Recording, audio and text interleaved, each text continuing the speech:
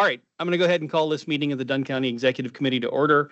I'm going to be using the agenda on my phone because my computer is completely barfed. Oh, paper one is great. Slightly larger text. Okay. Call to the roll.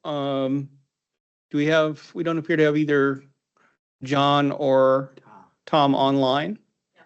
Okay, so everybody's here except for Supervisor Quinn and Supervisor Calabrese. We will see if.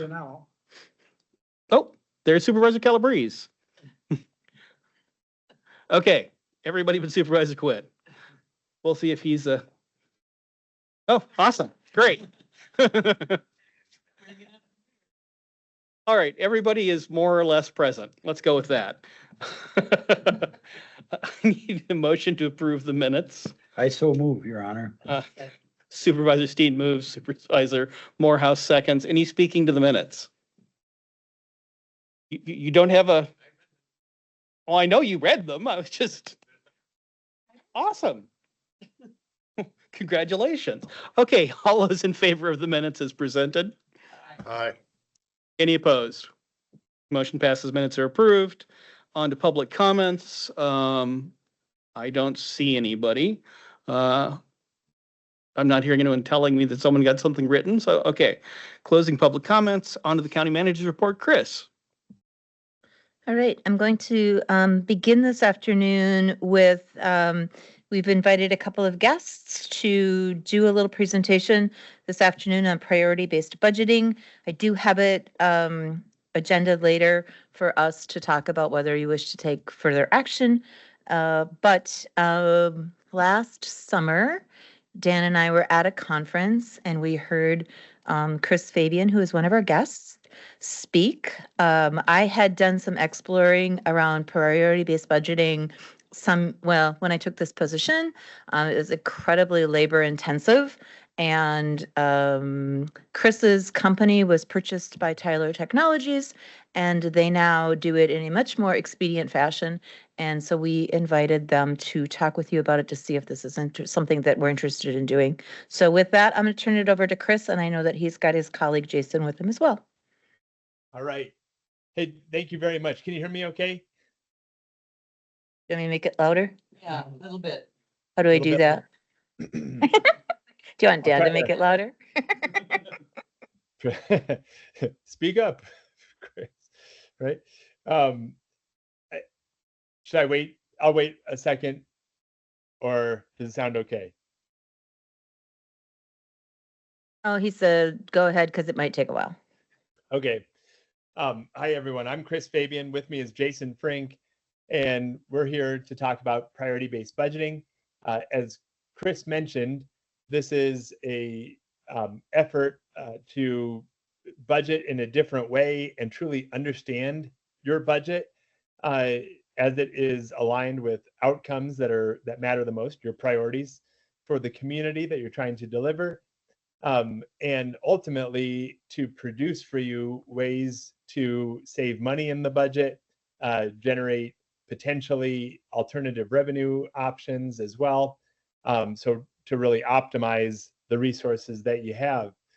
As Chris mentioned, we've gone through many iterations in the evolution of priority-based budgeting, and over the years, for as many organizations who wished to implement priority-based budgeting, the bigger challenge is an organization, do they have the bandwidth and the willingness to take the time to implement it? Well, lucky for you, we fast forward since our earliest days of implementing. When I worked in county government when I was in the public sector.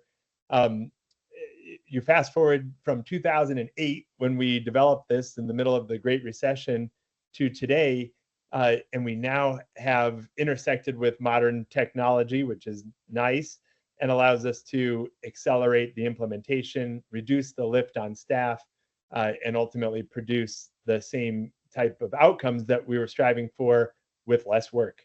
So that's what we'll get into today. I have a short presentation to make sure that we explain what priority-based budgeting is all about and what the value proposition truly includes. And then we'd love to take some questions or hear some of your reflections. So I'll share my screen here. And hopefully you are able to see my screen. Jason, can you give, I'm not seeing any cameras, but can you just let me know if this is showing? Thumbs up. Yep. All right, thank you very much.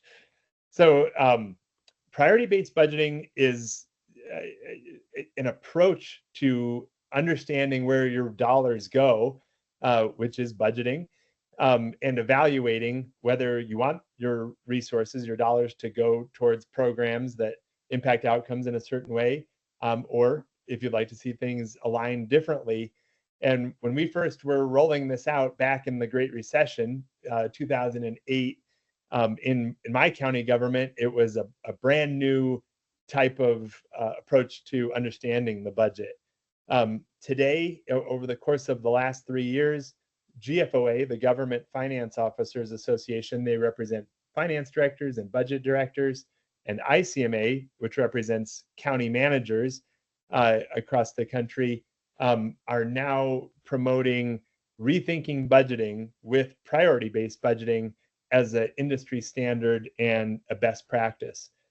We're grateful that we've had the chance to be co-authors to the papers like this that you see right here. Why do we need to rethink the budget?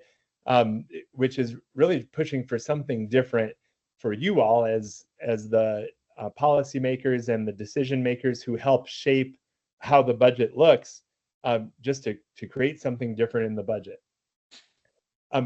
Locally, where you are, you might know this already, but Washington County, Wisconsin is one of the front runners who has been a practitioner of priority-based budgeting since our earliest days. I think they were among our first 20 client organizations who we ever worked with, and now we've worked with over 300, probably closer to 400 at this point.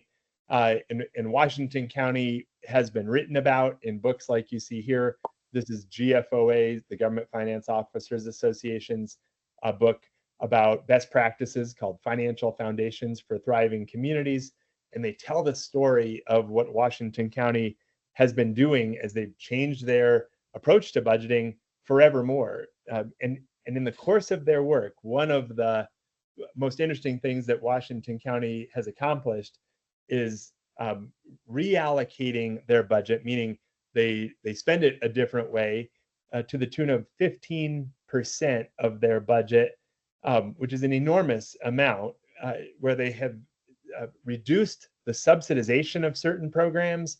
In some cases, in Washington County parks, they went from 100% dependent on the mill levy or on property tax resources to over 90% and close to 100% self-sustaining through partnerships in the community and creative revenue streams that they have been able to create. That being one example of dozens across the county as they brought this practice to life. So I credit Josh Showman. He's the county executive in Washington County. He was an early believer. They've advanced program partnerships across the county, and all of this work that they have done has stemmed from a common set of data that we develop in priority-based budgeting in terms of understanding not only the line items that you have in the budget, but what are the programs we offer, the costs of those programs, the relationship of those programs to your outcomes that you're striving to achieve. And by virtue of understanding that, we can open up some options for you that might not have been obvious before. And that's what it takes to understand the budget.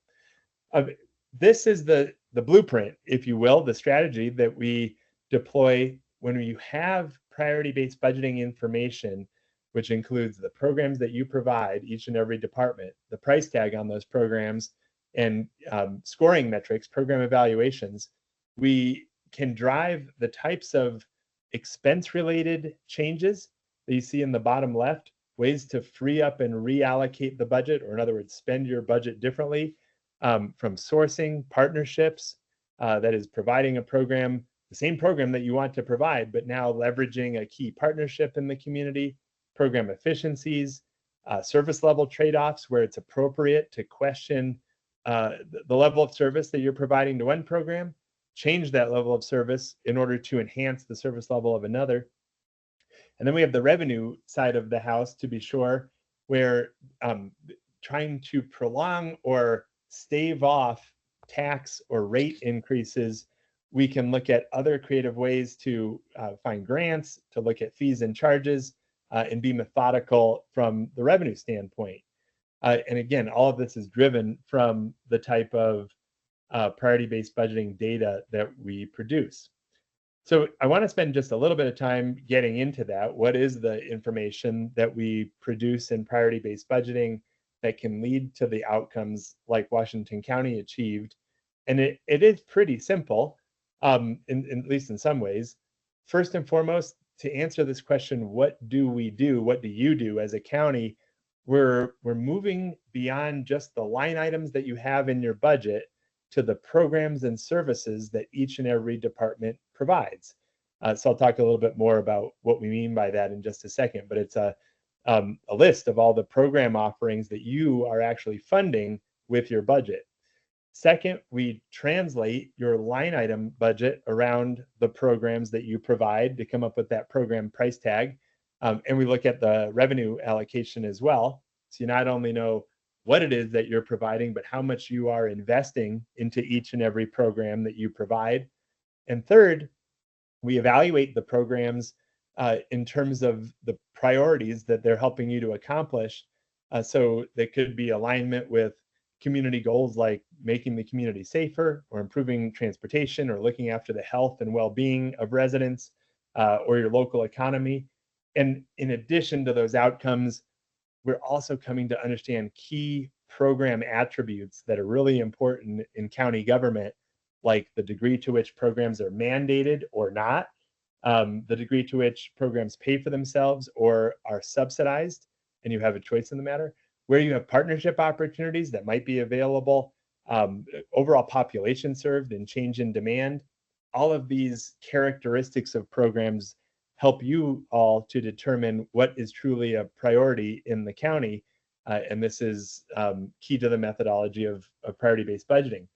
But as Chris had mentioned, while this all sounds hopefully sort of straightforward, you can imagine for departments, if we were manually putting this data together, which is the way we used to do it over 5 years ago, it's a lot of work. We're working with the departments to dream up what are the programs they provide.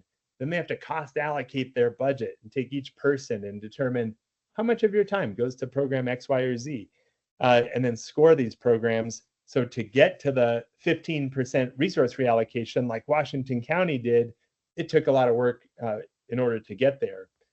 Well, today, because of the Washington counties of the world who did go through this process manually with heavy lifting, we produced an enormous amount of program information that we can now use as our data set to bring back to organizations like yours and say, hey, departments, instead of you all having to create a program inventory from scratch, we can actually take a look at your financial data, your line items in the general ledger, and say, we see evidence of these types of programs that you probably offer. So when we see a fleet mechanic one, for example, we can say, hey, these are the types of programs in our data that a fleet mechanic usually works on, and this is a good working first draft of a program inventory. And we can do the same thing on the program costing process and the scoring process in order to drive towards predicted recommendations where you have programs just like yours that have been offered in other organizations like yourselves and other county governments, where we can look spot opportunities for savings and put those recommendations back in your hands for options to look at optimizing resources. I'll spend just a little bit of time. I won't go too far into the weeds. We can certainly do so if you'd like, but just to help accentuate a few of these points. So we're reading in the data that you already have. You have your financial data down to the line item level. And using my fleet mechanic example, when we see evidence of certain positions in the sheriff's office, in health department and facilities and fleet, we can produce back for your departments a first draft of a program inventory rather than having the departments have to start from scratch. This being an example from an animal services type of department, we really get down into some of the detail, like the shelters, the adoption services, rabies vaccinations, volunteer coordination, spay and neuter programs, all the way to the pet food pantry. So we're getting as deep as we possibly can into the program inventory, because the more that we can come to help understand that you're offering, the more options that we're going to help produce for ways that you could consider different ways of providing a program. Well, we take the program inventory, and then your line items, your staff, each person in the organization, as well as line items for basic things like supplies and services and paper and postage. And we are also then predicting a program allocation to help align or translate your line item budget around a program budget, or the cost of providing a program.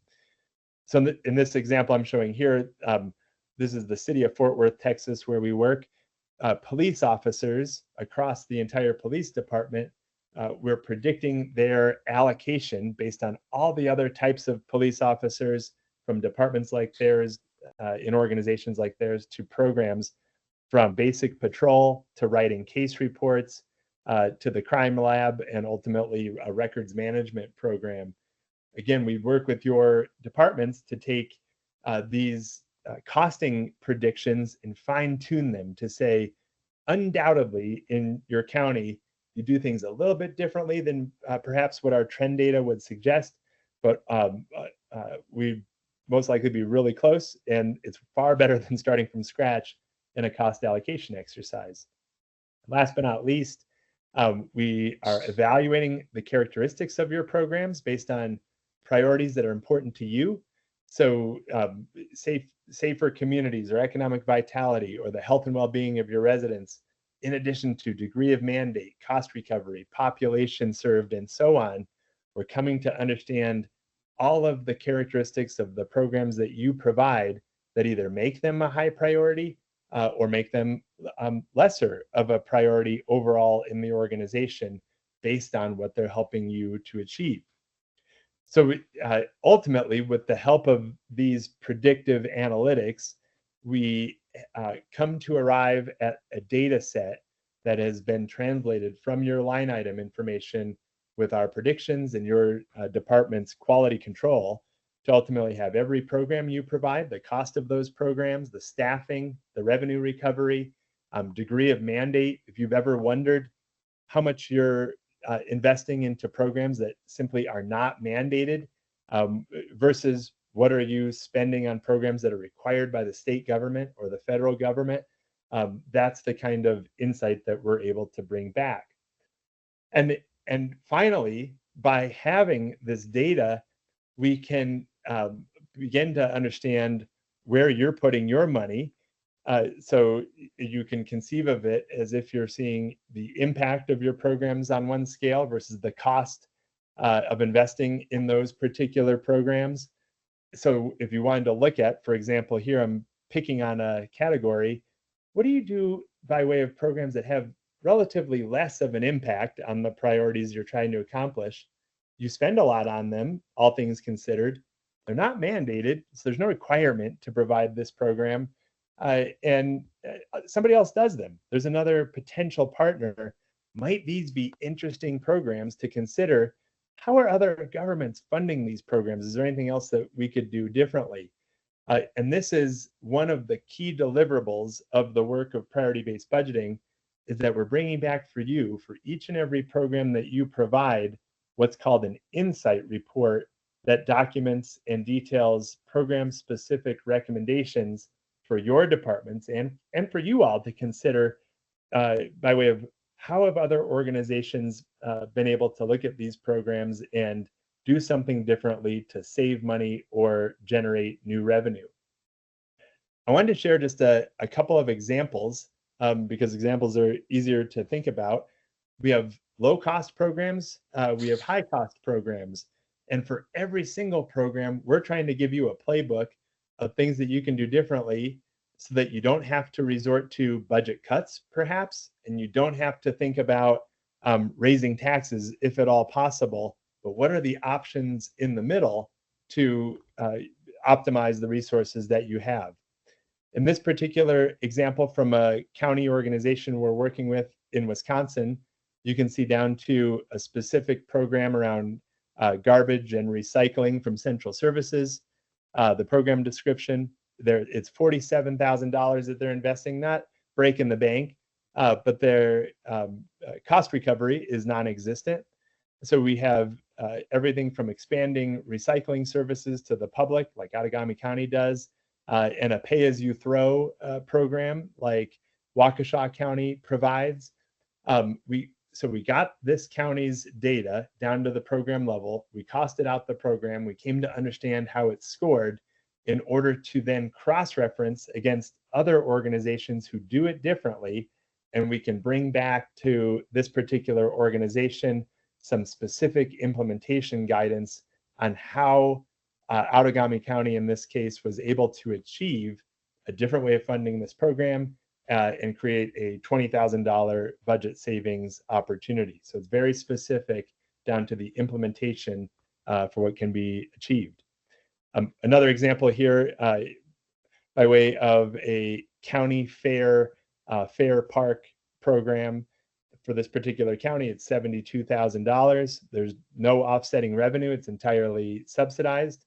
We bring back both not only Wisconsin organizations, but across the nation. Fulton County, Georgia has a different approach, including digital marketing to expand and enhance their efforts, and Rock County, which has sponsorships for advertising campaigns. And we can bring back specifically, what did Rock County do in order to change the way that they're providing the program and reduce that subsidization, giving resources back to the general fund in order to save money and continue to fund priorities even if times are tight. And that's the nature of priority-based budgeting. We're focusing on our priorities. We're looking for ways to follow that blueprint for cost optimization and revenue alternatives. In summary, when we add up all of the programs across your organization, or in this case, this particular Wisconsin county, we take all of those categories, whether it's high impact or low impact, or high cost or low cost, highly mandated, and so on and so forth. And you can see there are some areas that really jump off the page where you're going to have a lot of opportunity to focus on, and other areas where there really isn't a whole lot to explore or investigate, and that's okay. But the punchline is now we are back to deliver a playbook of options, specific guidance using priority-based budgeting that will likely serve you for years. In this county's situation, about $17 million to $24 million in specific opportunities to accomplish. I'll bring this to a close with one other storyline, just so you kind of know where you're going. This is a larger organization, to be sure. It's Collier County in Florida. Collier County, think about this, it's a very big organization. $673 million is their annual operating budget. So that's enormous. But putting that aside for a second, upon the conclusion of their work in their first year of priority-based budgeting, they identified about 22% of their budget was at least on the table for reconsideration for new alternative revenue options or ways to provide the program differently, thinking about, haven't other organizations been able to provide this program in a different way and fund it differently? And the answer is, of course they have, and now they are following those recommendations. They started with us in March, just about this time last year. We performed the program inventory, the program costing, and the program scoring evaluations throughout the course of April and May, working with their departments to fine-tune that work so that by June, we delivered their first, what we call the ROI report. It's that set of program insights, those recommendations representing the 22% of the budget. What happened in reality, they moved those recommendations forward, worked with departments to find out what can we truly implement within the next 12 months that we can put into our budget, and narrowed that down to about the first half of what we found, about 40 million or 6% of the budget that we analyzed for their budget savings and new revenue opportunities. And why this is important is because as you think about your potential work in priority-based budgeting, I think this is an attainable goal. If you start to imagine, well, we're going to work our way through it. You'll have your first year, you'll get through your data, and perhaps very likely you'll have a set of large opportunities in front of you. And it's going to be a matter of focusing on what are the most realistic and practical that you could implement. And this is part of our work that we would do together with departments, is vet these recommendations to find out what can be attainable in the next budget cycle or the next 12 months to hope, more than pay for the efforts in doing priority-based budgeting by a long shot, and give you a path towards fiscal sustainability in alignment with the priorities of your community. So in a nutshell, I was hoping to just describe what is priority-based budgeting overall.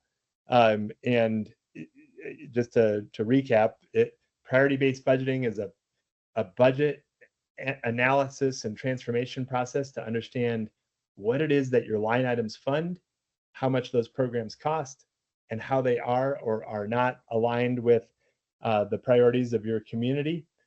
And in order to achieve the types of outcomes like Washington County has accomplished, how we use that data is to come to recommendations specifically around the programs you're providing and different ways to go about it, with specific guidance from other local governments who have been able to do this before. So with that, I'll stop sharing. I know that was probably a fire hose of a presentation, but would love to entertain any questions or clarify anything if I could. Thank you. Questions?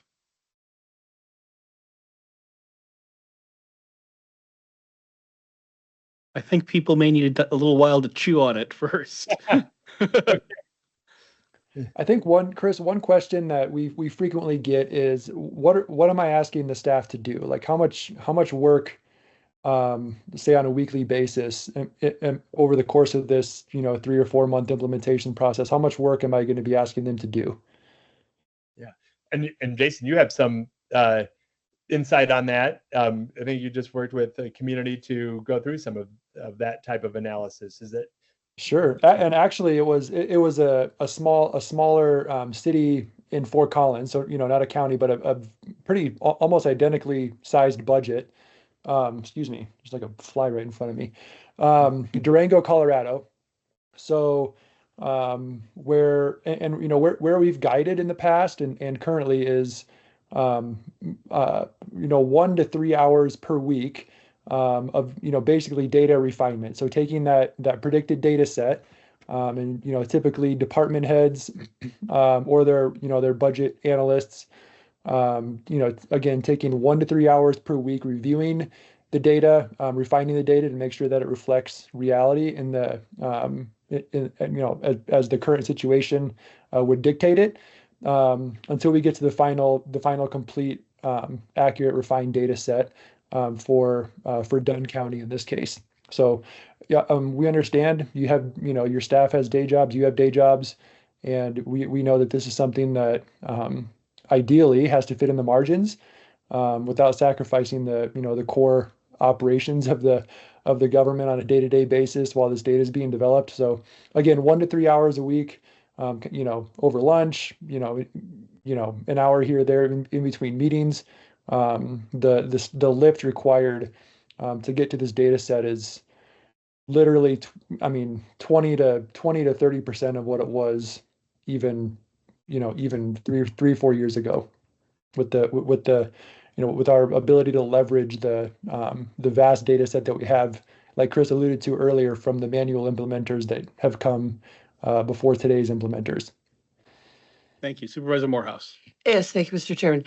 I'm just curious how you go about establishing a value proposition for the programs and services that you provide. I mean, as a person who was a program evaluator for 35 years, this is a pretty heavy lift to determine outcomes for citizens. How do you do that? So we're measuring alignment and the program alignment with community priorities. So that is one item that we would look for. Some of our communities have a strategic plan that articulates you're in the business to ensure that the community is safe, or that there's health and well-being, or this body is interested in delivering economic prosperity or opportunity, and so on. We do need to settle on what are the priorities overall, and how are they defined. Some communities don't have a strategic plan, and that's okay too. So we work with organizations who have other documents. Perhaps it's a comprehensive plan, perhaps it's a master plan or land use plan. And in that case, part of our work effort could be to synthesize things that we've seen in existing documents that are valid. And last but not least, some communities do have it in their plans at some point to go forth and establish a strategic plan overall. But imagine, if you will, that you have these items that you're hoping to accomplish: safe community, economic vitality, and what have you. The next step then is to take, from a program perspective, how do these programs tend to deliver on these outcomes overall? And the first measure is the alignment. Does any program that we're evaluating, child support services and a health and human services department, what does that program have to do with the outcomes that we're striving to accomplish? So is it aligned with economic opportunity or prosperity? Well, of course it would have an impact there. What about a safe community or transportation? With that first component being alignment, that is a critical step in understanding, is the program relevant to the priorities that you're striving to achieve in the first place? Beyond relevance comes performance. And as communities evolve their practice in priority-based budgeting from one year to the next, I mentioned Washington County has made this a way of life over the years. Program performance is then evaluated. Okay, I've got a program that has high alignment. That's great. Is it actually delivering? And what are the KPI, the key performance indicators that we can start to come to understand? So that you might envision that could be perhaps part of your year one effort. Most likely it'd be a year two effort or a year three as you start to graduate your practice of priority-based budgeting. But I appreciate your question. It's you know probably more so than most anybody the challenge in defining cause and effect or program performance and key outcomes overall is no easy task for every program across the county, but we need to start somewhere, and program relevance and alignment is a pertinent place to start, especially as you're starting to understand, why do we provide this program? Is it in alignment with what we believe our scope to be for this community? And what are simply other options to consider for the programs we provide? And I would add, just from a practical perspective, the scoring mechanism. I mean, this can be customized, but most of our organizations choose to just rank or just score each program against each strategic priority on a 1 to 4 scale. So 1 being this is highly aligned. Basically the strategic priority and the program name are basically the same, all the way down to 4, which means this particular program, while it may have higher relevance to other strategic priorities, doesn't quite have any or much relevance to this individual priority. So those scores are not. Would it be accurate to say to Chris, the scores are aggregated on a program by program basis? So a program scores 1 versus 1 against this priority, 3 versus this priority. So they're aggregated, standardized, and then they're eventually grouped into Are they high? Are they high impact programs or are they low impact programs? That's right. Supervisor Steen.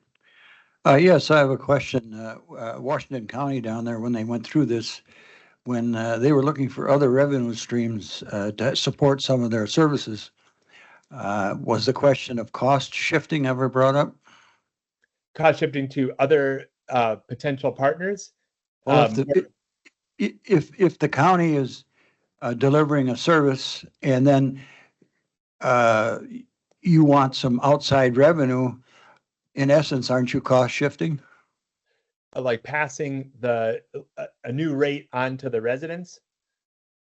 Yeah, Is that- correct. Or how else you would generate some other revenue rather than the county supporting it fully. Right. Those become your options. I believe I'm understanding where your mind is at. So you have a program, and let's say county tax dollars are used to fund that program today. After you do the analysis and you find out, hey, here's a program that, all things considered, doesn't score as highly as some of the other programs that we provide. And if we were trying to spend within our means, one option is we don't provide that program anymore. We can't afford to. That, all things considered, it's a lesser degree of impact. So that's one option, is we don't use the scarce general government resources that we have to fund the program. Another option is, as you're getting to, would be a revenue, an alternative revenue, a fee for service directly to residents overall. That could produce a policy conundrum for you if you're wondering, well, would residents be willing to pay for this? That'd be a great policy discussion to have, and an important one before you make a decision to raise rates. Other alternatives there then become things like, are there specific options that could help us fund this program? In Washington County's case, I mentioned the parks. They established a park pass. They established beer gardens in the park and special events. And in doing so, they could charge revenue for those events, for those who are interested in going to attend them, and take the proceeds, and that was a form of revenue.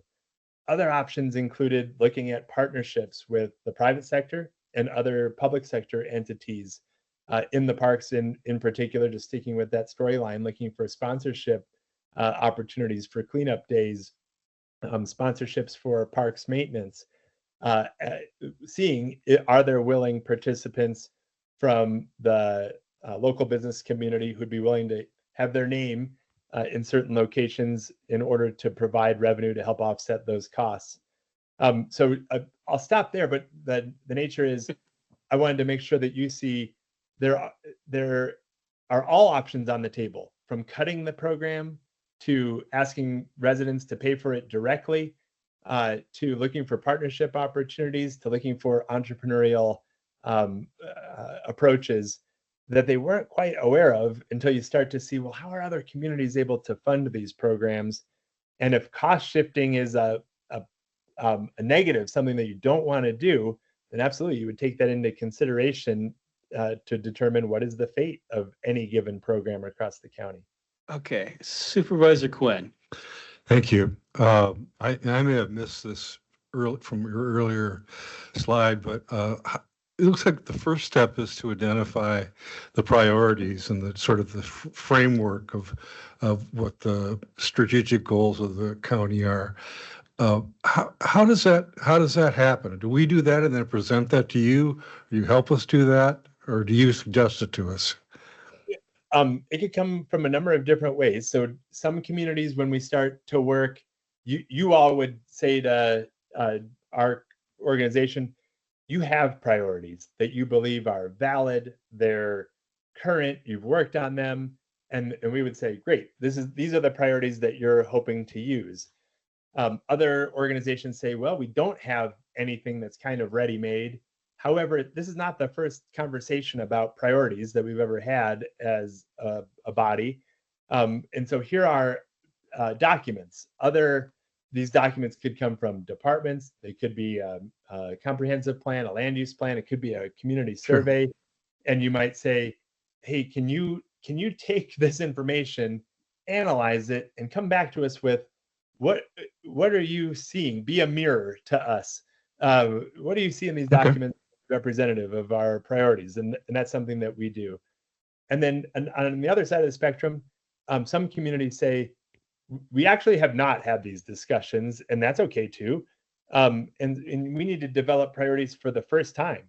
And in that case, you do have some options for that type of process as well. We have a partner leading a strategic planning exercise right at this moment in the city of Casper, Wyoming, to help that elected body develop a strategic plan for the first time in a workshop environment. I do know that Josh Showman from Washington County does some priority work as well for communities in the spirit of priority-based budgeting. So depending on where you find yourself, you're right. We would like to get those priorities on the table, and those are some of the approaches to do it. And one more question. Thank you for the answer. You mentioned that one of your first steps is to, I think your slide said, use AI to explore the general ledger and determine what programs we offer. Could you talk about what that means? That's the more interesting. Yeah. So I've missed, there was like a follow-up comment. Oh, I was just, that I think is probably the more interesting piece of data for me, because Right. you've got a large machine learning set that allows you to take a look at programs and say, okay, so this program is housed in this department, its Right. revenues flows come from these three spaces, this is how we're spending the money. And that's really labor intensive. And I think that's, in many ways, the most interesting part of the process. Yeah, so it is really fascinating. So we, over all of our existence, we have taken, think about it in the manual days before we had machine learning that even existed. We would work with Washington County. We'd say, send us your general ledger. So we get all the line items, postage, supplies and services, paper, printing costs, and we get all their personnel. And they have caseworkers, they have accountants, they have legal aides, and budget analysts, and everybody under the sun. And we would take all of that budget information and we'd manually, if you've ever seen Office Space, we're like the people who come to the office and say, what are all the programs what do you do here? And we'd have to allocate people and personnel to those programs one by one, and that would be the labor intensive version of it. Now imagine we did that, which we did for 300 organizations. We have now compiled that relationship, an incredible data set of positions to programs, and it's positions to programs in the context of a department. And it's positions to programs in the context of a department within a city or a county in the Midwest versus a county on the West Coast, and a small county versus a large county. So we have all this metadata, if that term makes sense, data to describe the data that we have. And so with that enormous data set, now with the advent of machine learning capabilities, which help us to make sense of this data, when we see your general ledger information and we know where your county exists in the grand scheme of things, and we see, I use the example of a fleet mechanic, one that's super simple, but think of a caseworker or think of a budget analyst. When we read that into our database within your department structure, within a county of your size in your region, what we produce back are pattern matching. The machine learning says, I've seen that position before, and the trend is they tend to be allocated to programs like these. And we produce back for you a first list of programs that you are likely providing. And it turns out that this approach is very effective and accurate. And this is what we use in cities the size of Seattle, Washington, counties like Los Angeles County, the largest county in the country. And the production of this program inventory, your departments can look at it and go, all right, this is pretty good. I see all of the programs I tend to offer. I might want to break mine out, though, a little bit differently, but at least they're given a fantastic starting place. And why is that important? Because absent that starting place, they have to come to understand what is the concept of a program in a program inventory. And they have to get trained on that. Then they have to think through, how many programs should I have? And they have to think through, how many programs do I want to communicate that we do? What's too big and what's too small? And those were the time consuming exercises that would lead departments, as Chris mentioned earlier, to spending an inordinate amount of time thinking through their program inventory before settling on that first draft, and now it's given to them. Does that make sense? Yeah. So in the process of this, of our beginning exploration of this, Chris's group took some of our data already and ran it, and ran like our health department. Right. I can't remember, there were two that you ran for us. I don't know if you have them handy. Yeah. I'm gonna find them real fast. Okay. So we could kind of get a preliminary look at what something might look like. And so Chris is right. It's not perfect, but it hasn't been manipulated in any way for us to say, yeah, we do that, or we call that something different or whatever. But it's pretty close. I mean, it looks good in the sense of its accuracy by just marrying that personnel and budget data together and coming up with what it looks like in other places compared to here. And that seemed helpful, Chris.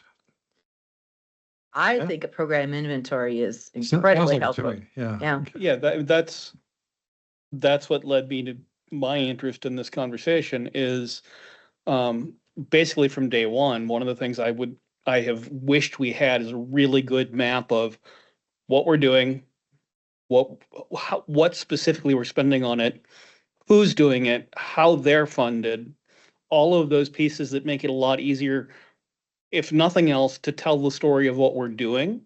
So when someone comes and says, what percentage of our total budget is mandated?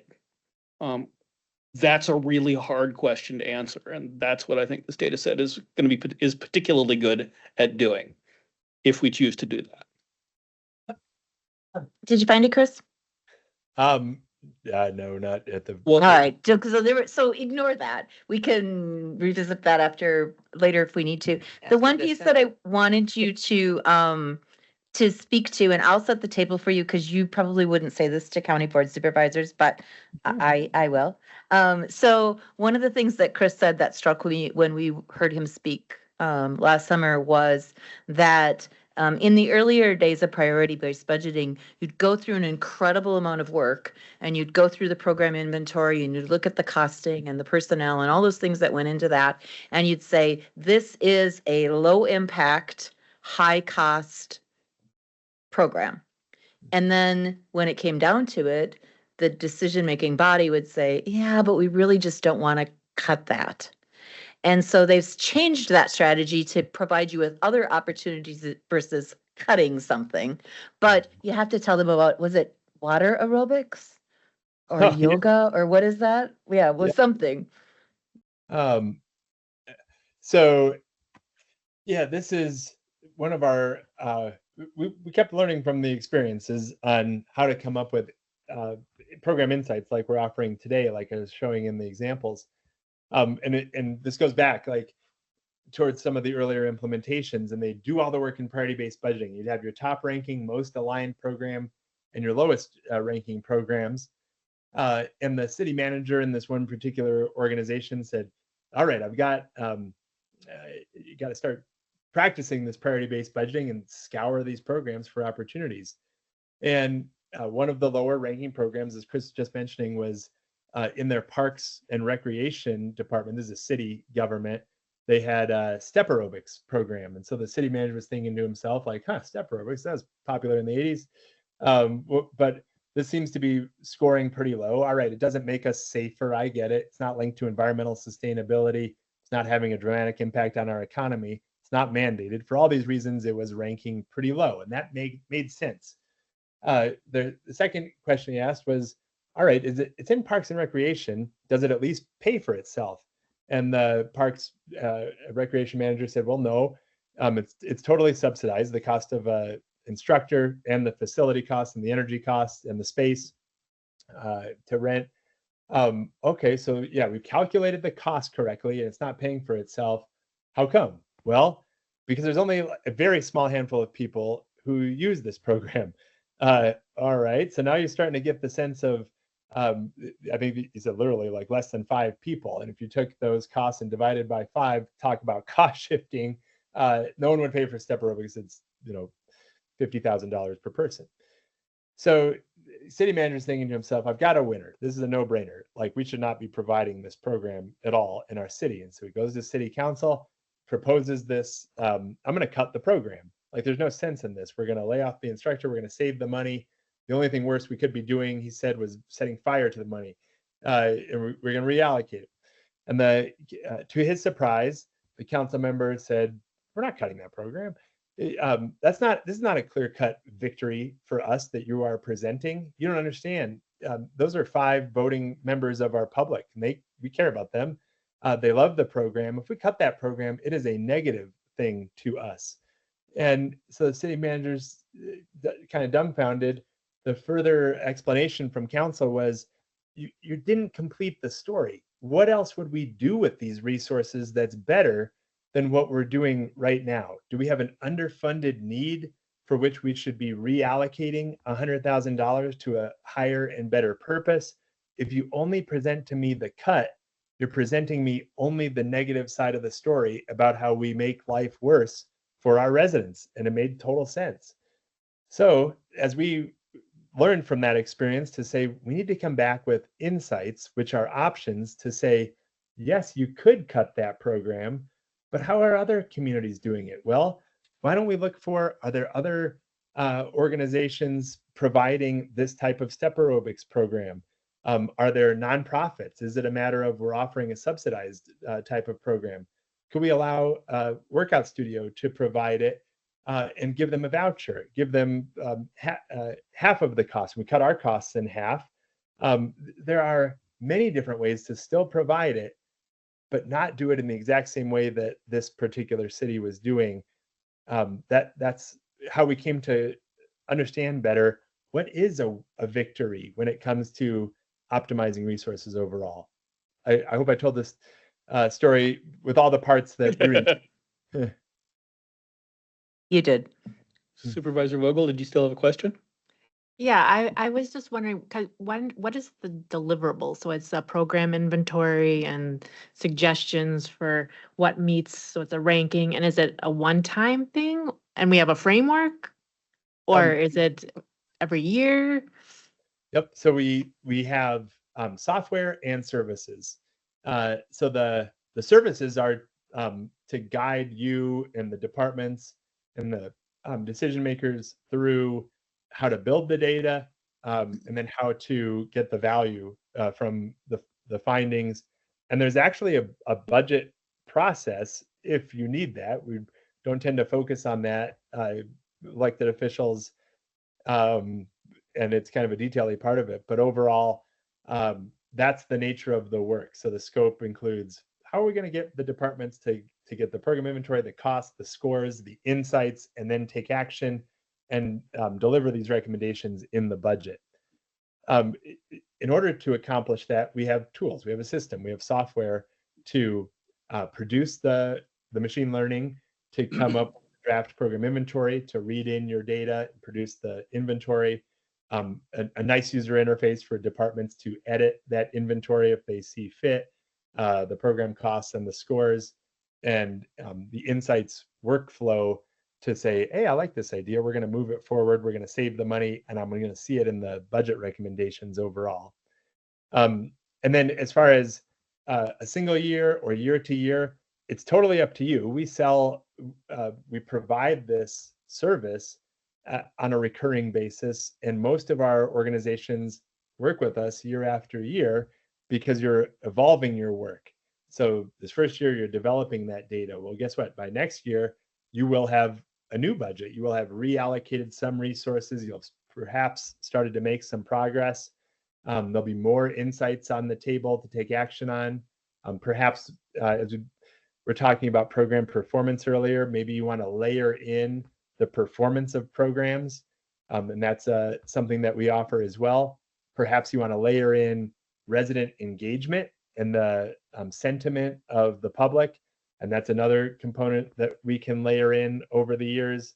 So it's totally up to you. We hope that you would see value enough to continue to do this work with us together. However, it's not required that you do so. You can get the complete value, the data, the value proposition for your current needs. And then that's a decision that's totally up to you.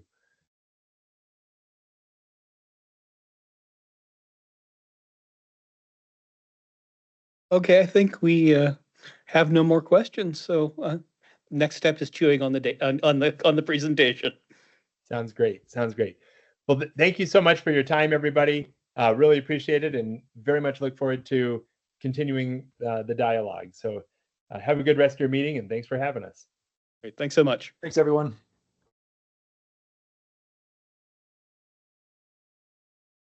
So I will All right, so I was going to drop one more note in. My take on it initially is I am very dubious about 17 to 24%, but if they could do 10% of that, that's something that's really worth thinking about. But I scaled back from the promise to, if, and I think it's not unreasonable given what they're doing, that's a possibility, but okay, Chris. Well, piggybacking on that, I was thinking about it when you were speaking. So pick whichever data set of numbers you want, but we have about 100 million, it's about $110 million budget. 1% of that's $1 million. So if they could help us find 1%, we'd have $1 million extra dollars to shift around. If you say, well, that's not realistic because there's all kinds of things that go into that $1 million, let's just look at our levy. We have about $25 million of levy. 1% of that's $250,000. So, it's the economies of scale are such that when you start to talk about small percentage points can mean a fair amount of financial impact. So, but we have it as a discussion item coming up here shortly. So I will just move quickly through the rest of my report. County board, pretty standard. This month you will hear from the circuit court, the libraries, and the finance department. We have first budget adjustment and a first resolution revising inventory of job classifications. Otherwise, pretty straightforward. We need to add one item, Yeah. report of, I think probably just the old report of committees, Health and Human Services is I probably. have the a way to- note, yes. I have that actually somewhere. No, I mean, we have the long standing, I'm perfectly happy with, at the request of the chair too. I think I have that actually in the official agenda. I think I have that at the request of the chair. That is perfectly fine. For a report out on the refugee resettlement discussion that went to Health and Human Services. Okay, so that's that. Any questions about the agenda or comments, things missed? Should be a relatively short meeting. Just when you say that, that's when that doesn't happen. I wanted to talk for just a minute, just to give you the next round of update around our purchase of our new finance ERP system. Dan, KT, and Tiffany Taggart are meeting with the vendors tomorrow, hopefully to finalize our contract negotiations and have a final contract in place. We are sorting through, because there's two pieces of what we're purchasing, a timekeeping system, which is one of the biggest pain points with SAP, how much time it takes for staff and management to manage the timekeeping piece. Looking at whether or not it makes sense to go live with that earlier than the rest of the program, the other program, but we're just in the early stages of evaluation of that. So, but hopefully Friday we'll have a finalization of the contract, purchase contract. And then lastly, I have 2 A's, a B, and a C. So I guess it's a D actually, but I just want to talk for a minute. I will also tell the board on next week, but I am going to look at retiring later this summer. When I took this position, or when you offered me this position, I proposed it as a bridge to allow some of the senior staff to get more experience under their belts and us to sort of stabilize. I think we've done that. We have had we've had some internal turnover on our elected officials side, like to Sophia going to finance. But since I came on board, we've had Jim and Lynn and then Tammy Traxler as the changes. So I think we've stabilized that ship. And we have some really talented leadership in the county. And I'm ready to be doing something else. So I'm kind of, I don't have a final date, but we'll look at probably in August sometime. So I wanted you to know first. And no, we're not allowed to vote to keep her. Well, you can, but. As it turns out, there are things we do not have authority over. We're not accepting your retirement. Yeah, there you go. So, that's all I got.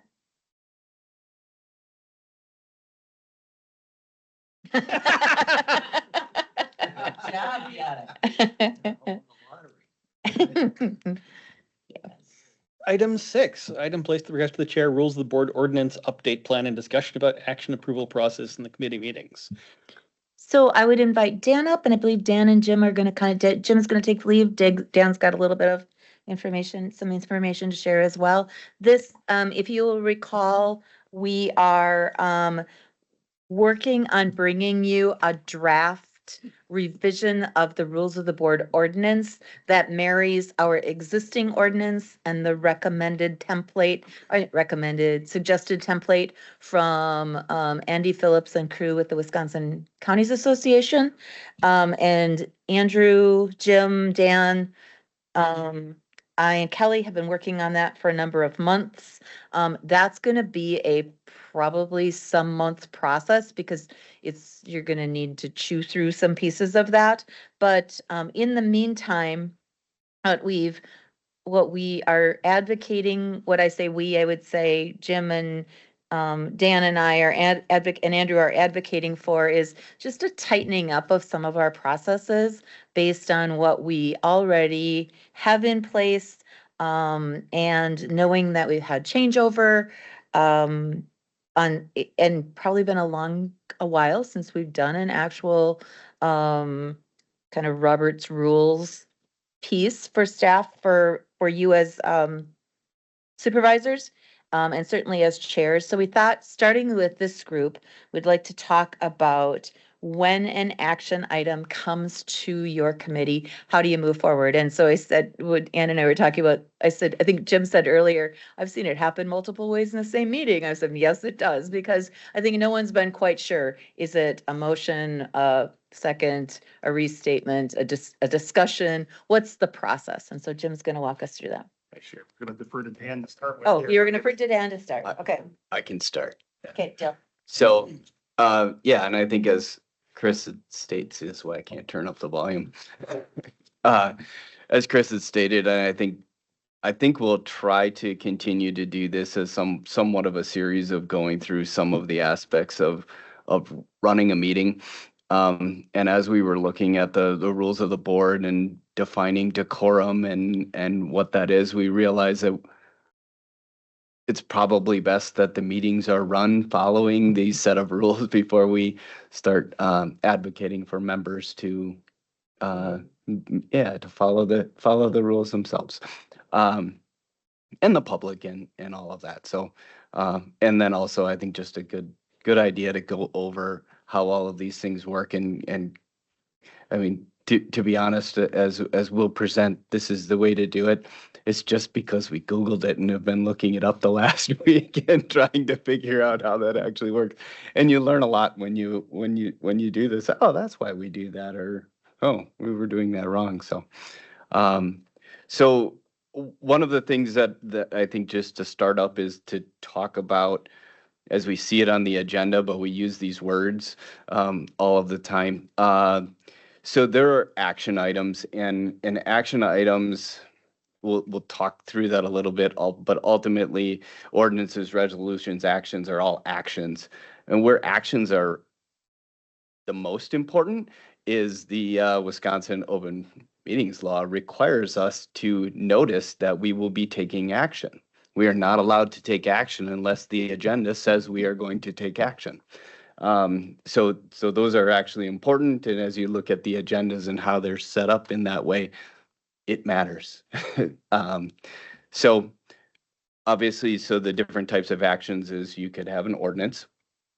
An ordinance would start from the committee and is going to move its way to the executive committee does not approve an ordinance. You just see them and put them on the next agenda, and then it makes its way to the full board where it has 2 readings, with the exception of zoning ordinances. And then you have a resolution. So a resolution is kind of like a policy of the board. It's a little bit more of a formal way of taking an action. And then the last one, and I don't know that it definitely has a definition within Robert's rules, but it's something that we do a lot, and I'm just defining it as an action.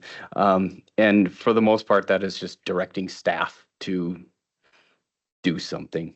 I think in some cases, from a staff standpoint, we want validation that we're moving forward in alignment. There's probably something to be said that's a resolution as well, but we're going to be treating them a little bit different in how we do that. One of the things, obviously, an ordinance needs to be written as it goes through its entire process, so that when you're making a motion to adopt an ordinance, you're talking about this written document that everybody has access to be able to see and know and do. Resolutions, I would say, is one of the things that we've been doing differently, inconsistently. Right.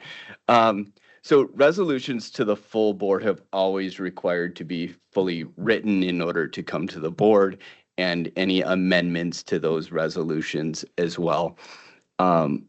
What we're advocating for is that resolution should be coming in a written form to the committee as well. And part of the reason for that is if a committee were to, let's say, adopt an unwritten resolution to do X, what ends up happening is staff or corp counsel is going back and writing their interpretation of what it is that you passed, and it's going straight to the board without you ever seeing it again. Well, you see it when you're at the board, but you're not seeing it as a committee again. And so that's why I think it's important that we have that written version in the committee to be able to know that this is exactly what it is that you're doing. Amendments can happen, and I would say at the committee level, it's not necessary for them to necessarily be written. However, as part of the process, we want to make sure that we're very clear of what the specific word changes are that happen to a resolution, or to an amendment that happens to a resolution at the committee level.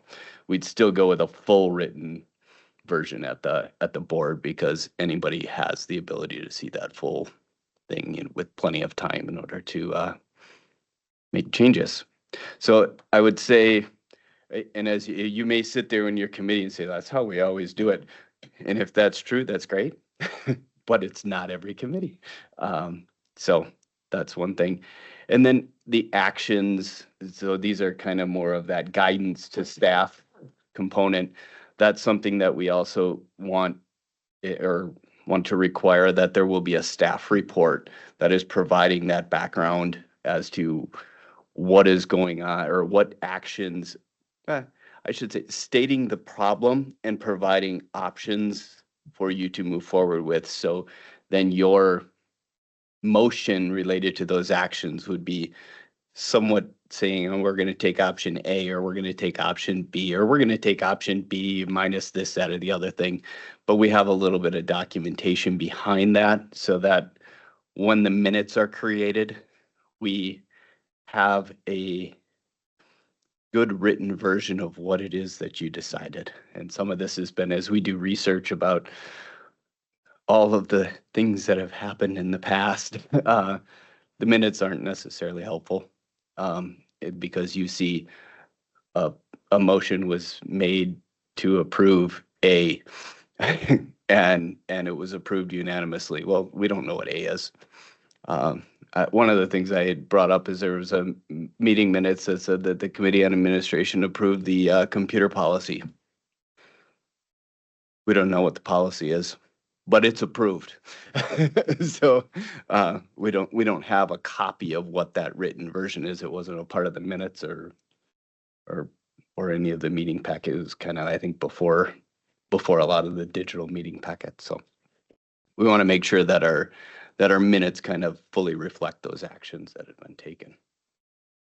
Going along, this is completely unrehearsed amongst all of them. So yeah. Now I'm kind of getting into the Robert's Rules thing.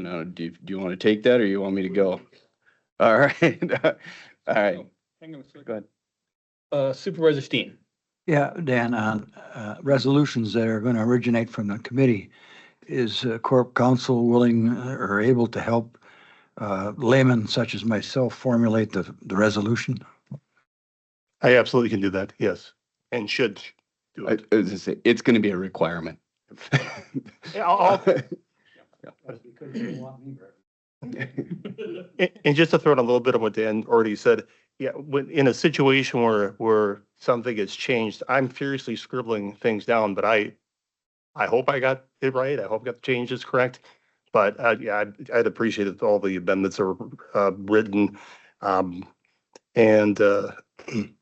Yeah, I've run in terms of rewriting, or not rewriting, but writing the rules of the board. I've run into situations where there was a resolution or some action taken a long time ago, and I have no idea what it was. So it's not very useful for me to even have reference to that. All right. So according to Robert's Rules, the process for a motion, whichever way it might be. So it starts off with the chair introducing the topic. So this is reading the agenda, right? So this is on the agenda. And the intent around that is, and this kind of comes back to the writing of all of that, is that there is enough information in the agenda and the meeting packet for a motion to be made immediately following the announcement of that agenda item. Now, that's not always true, but that's the intent around that. So the chair would announce the agenda item, and there is a period there where members can ask for clarification about specific items. But it is important in that window that is not a time for debate. That is a time for clarification about what is happening.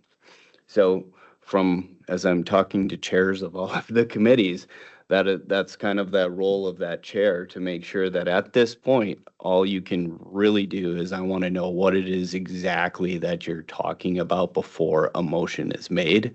Not, I disagree with this and nobody should make a motion for this. It is, so what is it exactly that you're talking about? Or I don't understand this, or would this affect A, or would this affect B? I think those can be legitimate questions, but If I might, part of the reason that this is coming up is, again, the discussion we've been having about rules, but also I think that we lapsed into a much more informal process in a lot of committees back when everybody on the board had been there for a decade. And so because we had all of that institutional memory, it was much easier to be informal. With a board with the just massive amounts of turnover we've had, probably a return to formality makes a good deal of sense. And that's one of the things that I brought up as we've been discussing this. So Chris very kindly took the blame of, this is staff's recommendation, but this is staff's recommendation very much with my full support and request. all right. So anyway, the chair has introduced the topic, and we have, go ahead. Sorry, Supervisor Quinn. Thank you. It's not a big deal. So the awkward part of the whole process, and I agree that it's probably, if for newer board members, it may be more of a problem, but usually the request for a motion is to approve.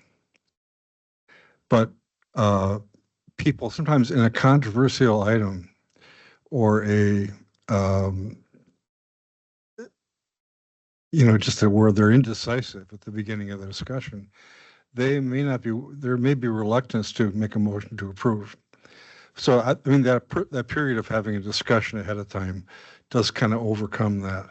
But is it possible to just make a motion to move to consideration or something like that? Or I guess so we're making a motion to approve something before we've had debate on it, essentially. I think what needs to be made clear is that a motion to approve something doesn't mean that you who have made the motion. Well, we can do that. Yeah. Obligated to vote. If that's what we have to do, we can. I'm Yeah, just wondering if there's nowhere, a more sort of, So I would say that there are circumstances in which perhaps a more informal process is not entirely required, but we really, I think, ought to have a motion on the floor before we enter into proper discussion, because that's just Supervisor Steen. Yes, perhaps when we get this squared away, you can get a little cheat sheet on how the chairman should run it. But the way I'm looking at it is that the thing is introduced, and does anybody need a clarification? Do you understand what we're discussing? And to me, then that's the point where any questions are asked and answered. And then I have a further question. What if, to muddy the waters here, what if the clarification asked a question that can't be answered that evening? Or then what we do? So I'll cover a tiny bit of that. First, let me insert into this conversation. We are at the beginning of this process. We're not going to demand that everybody chair their committees exactly like this starting tomorrow. It's going to require chair education, and it's going to definitely require member education. So hopefully, Tom, your concern will be overcome in the process of educating board members about how things are going to work. To answer you more directly, if the questions come up and it's like, oh, we have questions that can't be answered, a motion that is pretty much always in order would be to postpone till the next meeting, postpone for information, and that would be a privileged motion. So you can make a motion, it's just not the motion to approve. And I can agree with Tom. I think that sometimes something that is controversial, even amongst the 5 committee members, based on what information they have, let's say, even in writing to them. So, I've had times where I say, okay, I need a motion, and kind of look around and people are thinking, well, I don't know if I want to make a motion to approve. And then sometimes it's even harder to get a second because they're saying, well, okay, I'm second, when in fact, they don't feel they're ready to make the motion or ready to do that. However, I think the rules would say that if we can't, it's gone. And so I think that's another educational part of that is that if I can't get a motion, or if I get a motion but I can't get a second, it's a dead issue. It died right there. So those people need to know that too, that they could it could die, and then they say, well, we didn't decide. Well, yeah, we can't decide because we're not to that point with the issue. Yeah. Well, and one of the things that I taught myself as an early board member, and hopefully we can inculcate this in the process, is I am making a motion to approve this. I am not necessarily going to vote for it, but I'm making a motion to approve it so that it is on the floor for debate. Yeah, I think when you read Jim, I know Jim's got his Bible here, because I borrowed it Del borrowed it about Jim. See, There it is. when you read Robert, that's essentially feels like the intent was like it's a formal way to introduce something that will be discussed and decided upon. And it started with a certain premise of approval or disapproval or something. And I think we talk a lot about that. Like, we write something just to take the white off of the paper because a committee of 12 is not going to write a paper. So we write a paper and we ask for, do you like this or not? And I think that's part of what making that motion to approve or not is I'm throwing this on the table and now we can talk about it. But we're not going to debate whether we should make a motion or not. And I'm going to insert one more thing. Part of the job of the chair, which is one of the less fun of the jobs of the chair, is to say, I know this is going to be controversial. Maybe we can't tackle this. I am only adding it as a discussion item at this point. So we can have a discussion. As long as it's on agenda as a discussion item, you're allowed to discuss it. And as we kind of did with the priority-based budgeting, you can put it as a discussion item and an action item. Then you can have the discussion and then follow up later, and then you're in a position to do that motion. But as we get into action items, like I say, you have to go back into my so we introduce the item, and there's a point for clarification, and then a motion. A member would make a motion, and then that motion would be seconded. Theoretically, obviously, both of those things need to happen in order to move on. The next one was actually something that I learned in reading that. Is the next piece of that is the chair must restate the motion to put it on the table. So until the chair restates that, it is not actually back on the table. And that's there's some good and some bad there. That allows a window, although there's some warnings about it in Robert's rules, but it does allow you a window to say, the motion to approve and by Mr. Quinn and seconded by Mr. Calabrese. And then I come in there and say, would you amend your motion or this is contingent upon this? And Mr. Quinn then could say, yes, contingent on that. And then if the second is okay, we can do that. And we can make that change, which would technically be an amendment. You can do that as long as you do it before the chair restates. Once the chair restates the motion, the only change can be made through an amendment process. So that's what we're saying at the committee level. I think there's a way to do an unwritten amendment to a resolution, or it might take years or items to get done. If I hear you correctly, Dan, in between the time that there's a motion, a second, and before the chair restates is a chance where you can tweak language without it being a super formal process. Yes. Then, once the chair says there's been a motion made and seconded to approve the 2025 budget adjustments for Health and Human Services on the CJCC.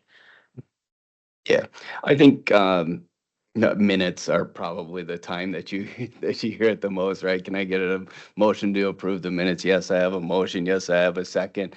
And then John says, "Well, there's a typo here, so can we update the amendment with that change?" And if both the motioner and the seconder agree, you can make that change. But once the chair restates it, you are not allowed to make that change without going through an amendment. One benefit of having written resolutions, written ordinances before you is, I believe this is correct, I haven't looked in a long time, but your restatement of the motion is you have the motion before you. We are now going to vote on it. Yep. And yes, that's exactly why we want those written motions, because it requires less words to to make that motion in a clear way. Could I also just say, I think that that restatement of the chair of the motion is even more important when it's controversial. But you have all sat in meetings, because I've certainly sat in them, where somebody's like, where it's been a kind of a convoluted topic, and then someone makes a motion, but it kind of isn't super clear. And then there's some clarification added, and in the end, I'm not sure anyone totally knows exactly what the motion was. As tedious as it is to nail down the language at that point in time, it's really important. So the next step after restating the motion was another one that I don't know that I've ever seen done. And I didn't know that it was needed. The chair, after restating the motion, actually starts debate with with asking, "Are you ready for the question?" Which is typically the way that you would call for a vote. But you ask that question, and it's at that point when members can voice their, "I would like to make a comment about that." So that's kind of the phrase that starts debate. Supervisor Quinn. I didn't write it. So I'd like to restate my I am just a little bit confused for some reason. And Chris, with what both of you were saying, I'm going to clarify it. And I think it's fine, but you're saying that the chair begins the discussion of the action of the item, the resolution or the amendment or whatever, or the resolution or the ordinance, the resolution to approve the ordinance or whatever. And so they say, this item is, as is written here, to consideration of action on blah, blah, blah, blah, blah. And then you say, now we have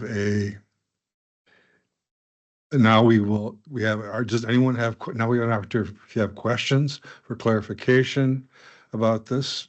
And then when that's sufficiently exercised, the chair asks if there is a motion to approve the resolution and a second. And if there is, then you have debate about the motion or resolution. And at some point in time, the chair calls a question or ends the debate, restates the motion, and then he has to say, "Are you ready to vote?" No. So I'm confused. No. So you would introduce the agenda item. So we have an agenda item, resolution to adopt Robert's rules. And then does anyone need clarification? Right? If nothing happens, I would entertain a motion. So at that point, that's whether or not something happens, right. So I would entertain a motion. So then we could receive a motion that says, I make a motion to not adopt Robert's rules. Right. So it isn't asking, I want a motion to approve, I just want a motion, anything. Okay. So then we get that motion. I wasn't clear about that. Yep. Okay. So then we get that motion. Is there a second? We have a second. So then the chair would say, we now have a motion to not adopt Robert's rules and a second. Are you ready for the question? Well, at that point in time, you'd have debate, right? So yeah, so this is the weird thing, I think, that the debate is started with the statement, "Are you ready for the question?" It's essentially, are you saying, "Are you ready to vote?" Well, that's the vote, but the debate begins after you have the initial informational discussion. So then you invite a motion. Right. So once we have the motion and it's on the floor. No. Okay. Well, the chairman, chairman introduces the topic or the agenda item. It says, our next item is a vote on whether to accept rules of order as our guideline for operations. And then asked is if anyone has any questions or has wants clarification about and then that happens. And then you want to get to the actual debate about it, right? So somebody asks, then you have to request a motion in order to get to the debate. And the motion can be either in favor, against, or table, or whatever, or probably at that point in time. So then the debate happens. And then at some point in time, the chair says, okay, if there are no objections, I'm going to call the question.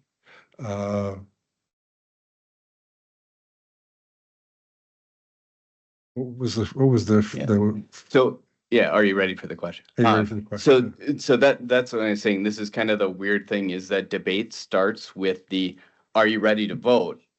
Essentially, are you ready for a question? And that's when people say, no, I want to vote or I want to debate. And then the debate happens. And when the debate settles down, the chair a second time asks, are you now ready for the question? So it happens twice. So, but it's essentially that the chair is saying, are you ready for the question? And if nobody asks to be heard in debate, we're now ready to vote. Okay. If somebody does stand up, then you would need to re-ask that question before you can vote.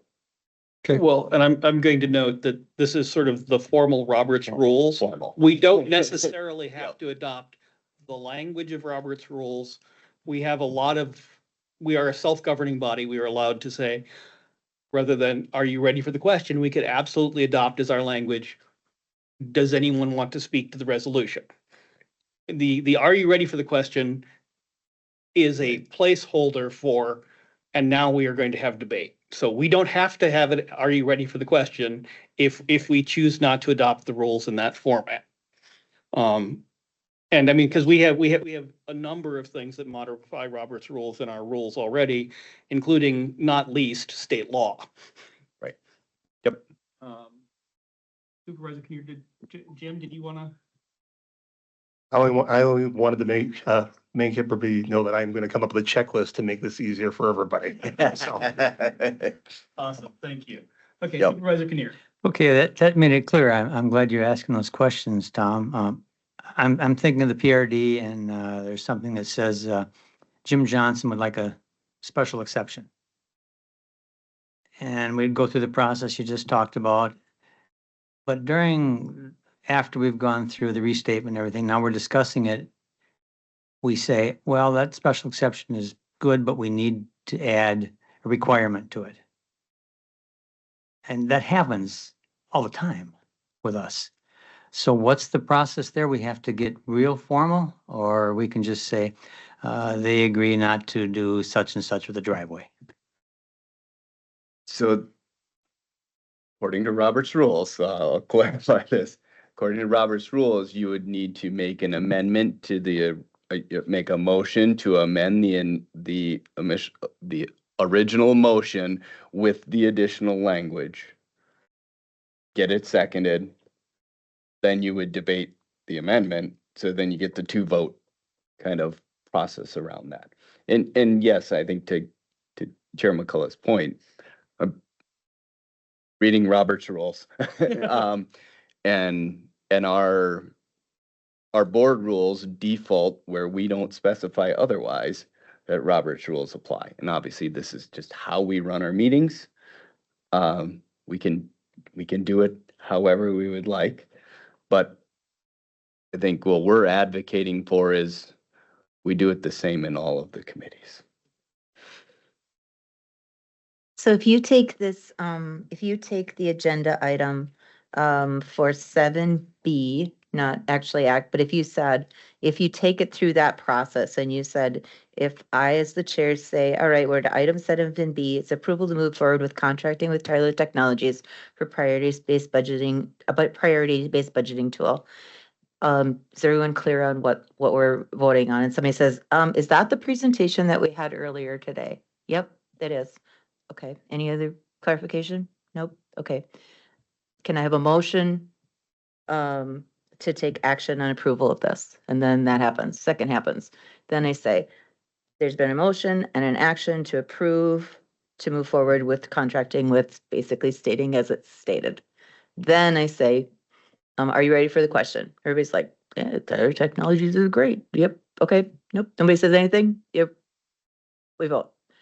Nope. We're going to have a debate. Blah, blah, blah, blah, blah, and then we decide. You decide.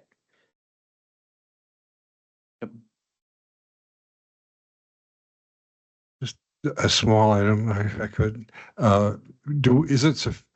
Sometimes, not often, but sometimes when it's a land use question, we have a fairly long resolution that has some property descriptions in it.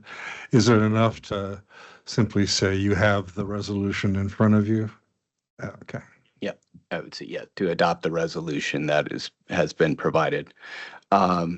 So the last item, prior to voting, once again, the chair should state what the motion is, saying the question is, or we can say it however we want, right? The motion on the floor is to adopt the resolution that was written in the agenda. All in favor, aye. Or all opposed, nay. So it's once again a restatement of the question prior to voting, which is, I think, another area that's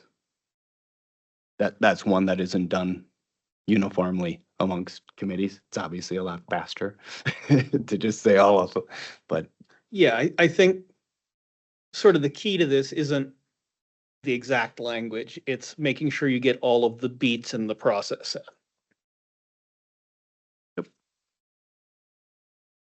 And that there's indisputable clarity about what's being acted upon. Well, and committees do operate under slightly less formal rule than the board as a whole. So you have more flexibility as chair about your specific language as long as you get all the beats in. and I think to Supervisor Kinnear's point earlier, I think that final restatement, when there is maybe some changes that are that are made along the way, that we're restating exactly what it is that we're voting on. And once again, that's for the value of the minutes, so that we know exactly what is in there. So 15 years from now, people understand why there's a fair board and who it reports to. So just using it for instance, admin deals with obviously, administration issues in terms of everything from healthcare to, who's going to administer our healthcare and who's going to provide it and so on and so forth. So I guess, is it sufficient to say we approve to have personnel and county manager sign a contract with Alethius to take care of this particular thing? Or should we say, sign a contract with Alethius because to do this specific thing or this part of, I'm just thinking what Jim said, you look back, 10 years from now and you say, how do we get tied up with these guys? And are they doing, weren't they just supposed to do this or weren't they supposed to do all of this? And that's, I think, one of the things that we want to clarify there is that you wouldn't have to do that. There would be a resolution written that will say, Specific things that yeah, they will we do for- resolve that we will, sign this agreement with Alethius, and the county manager has the ability to sign this in the end, or whatever it is. That would be written in the resolution. So you're adopting that, as opposed to crafting that entire language in the middle of the meeting, and that's what gets missed in the That's what in the gap if we don't have a written version to start with.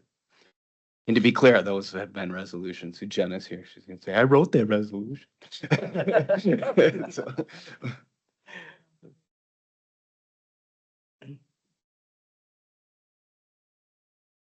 Thank you.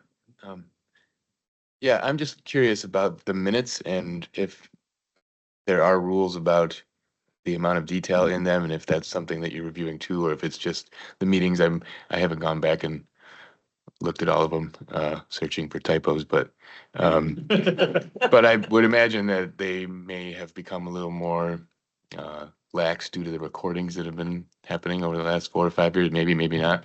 But I'm just wondering if there are rules about how much detail needs to go in and if it's something you're reviewing. So rules. There are, There there are are legal rules. interpretations. Yep. Minutes are a reflection of action taken in the meeting. So they are specifically pretty sparse. They're not a narrative of the discussion or reiteration, because again, if you think about all the ways that that could go wrong, but they are to be a reflection of the actions taken during the meeting. And that's certainly been a change. And I think as you, I guess if you're bored and read through, 70 years worth of, and Chris and I have both been through them and researching some of these things, you see different iterations and levels of specificity in the minutes. But I mean, to the point in the past where it was a narrative, it talked about, this person spoke on this person spoke on this person spoke in favor of this. That is not part of our minutes now. And that is out of a recommendation that had come out so many years ago. Yeah, that it twice is, with 2 corporation Yeah. councils. So it is essentially, this was the motion. Debate happened. It was voted and passed. That's what you're going to see in the minutes. I think it will potentially be easier as we have all of the electronic storage that we have, but like Dan said, going back and trying to figure out what's happened over a long period of time. So I would have loved for you to find this one though. There was a meeting and I don't remember, like the 70s or 80s or something, of the ferry board. Right.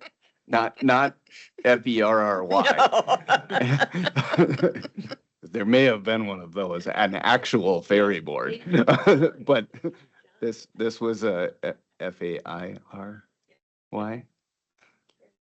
Yeah, and I think as you're putting together the checklist or whatever it's called, part of my asking that is that there have been a couple instances where I've gotten in touch with Katie, who's done the minutes, and asked not for a narrative, but would you mind including this piece? I think that's important, and she has, and I don't want to overstep that, I don't want other chairs to be like, am I supposed to ask to elaborate or to make changes? I believe, and again, it's been a long time since I read them formally, that there is a normalized provision in Robert's rules that allows you to say, I would like the minutes to include, and if it is within the scope of what should be happening in the meeting, it is appropriate.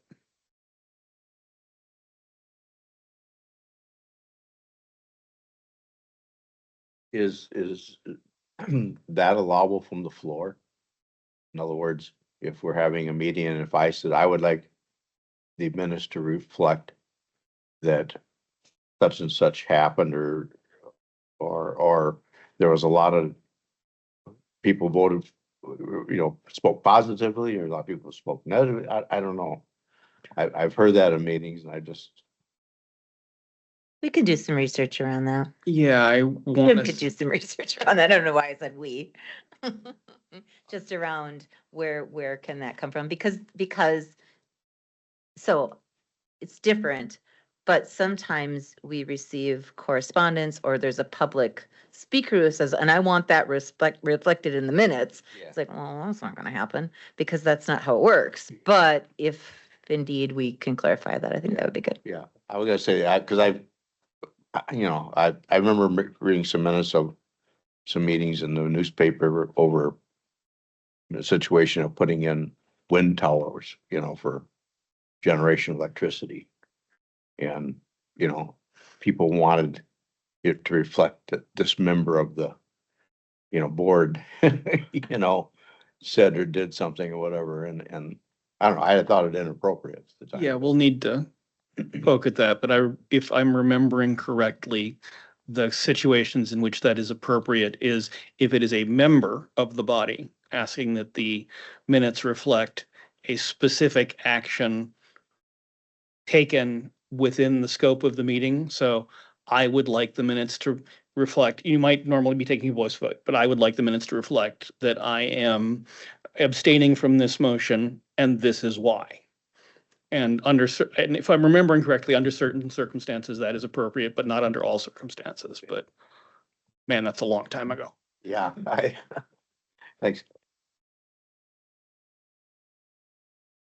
So, I think that's all we were really gonna go over was really just kind of the simple 4-step process of a motion. But I think that's what I say. I think we'll identify different things that we see in meetings that are inconsistent and kind of bring them back and bring them up to have discussion amongst this group so that we all learn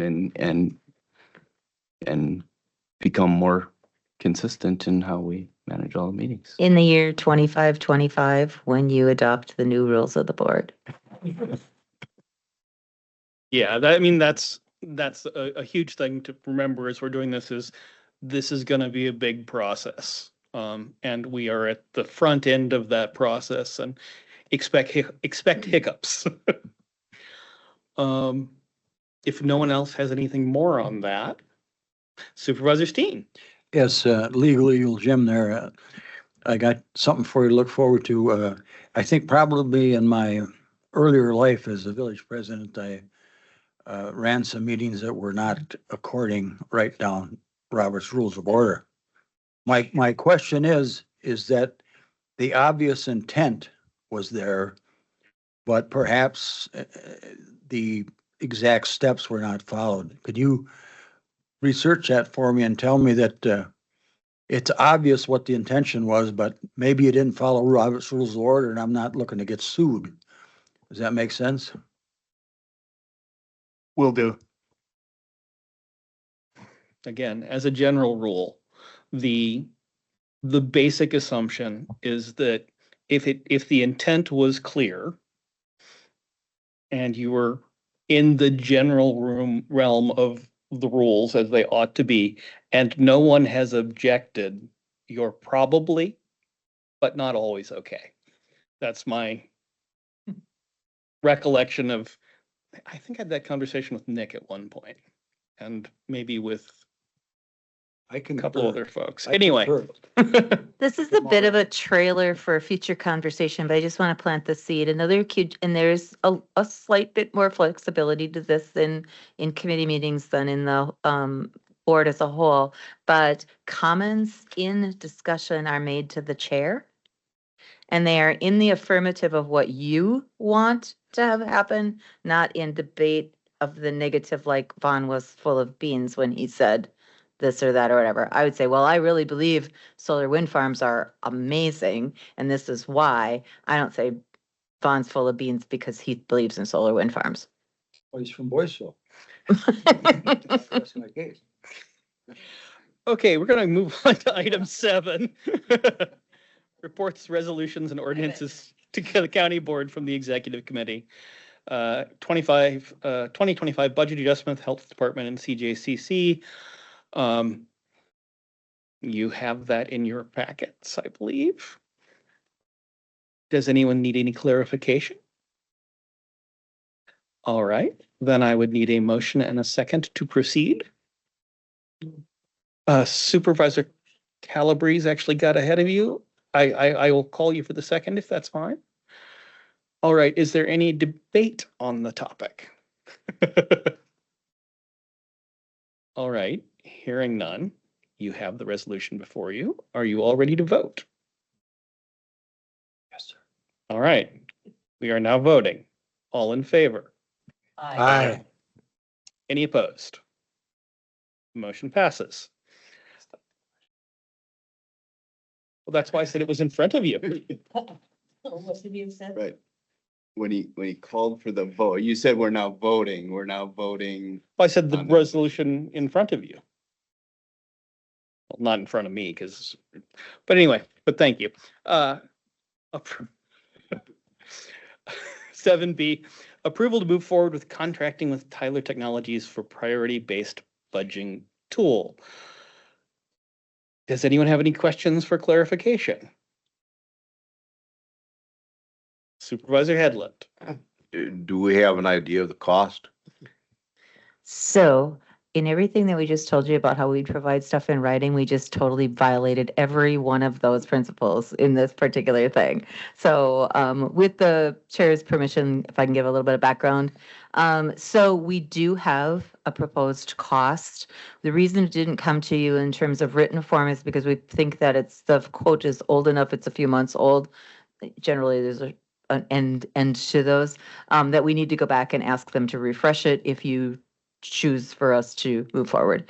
But it was about $55,000. It was $57,000 for the process of taking us through it for a year. The reason why we pushed it to get it on this meeting is if we were going to move forward for this year's budget process, we need to get going now. But if you are not comfortable with that and you say, we need to evaluate that further, that's okay too. We just wanted to give you an opportunity that we could move it forward fast enough to have some data available for this year's budget. Clarification, Chris. If we asked for more substance, and took it up in March, is that soon enough, or It would probably would give. it really I think it slow would- it whole thing down? I mean, we haven't talked with them specifically about timeline, like same thing as we went to contract, would they say it's so many months out from that or whatever? Considering that we don't really get into significant budget discussion until August or September, in terms of like wrestling with some of the things, I think we probably could make it work for that. Supervisor Steen. I guess I myself would be more comfortable if we had a solid figure, because if we approve it today, we're kind of approving a pig in the poke. And I would just soon wait for the next months. If that's reasonable. Dan? So we have a pretty solid figure at $57,600. Like I have a quote. It's just we may be able to get them to sharpen their pencil.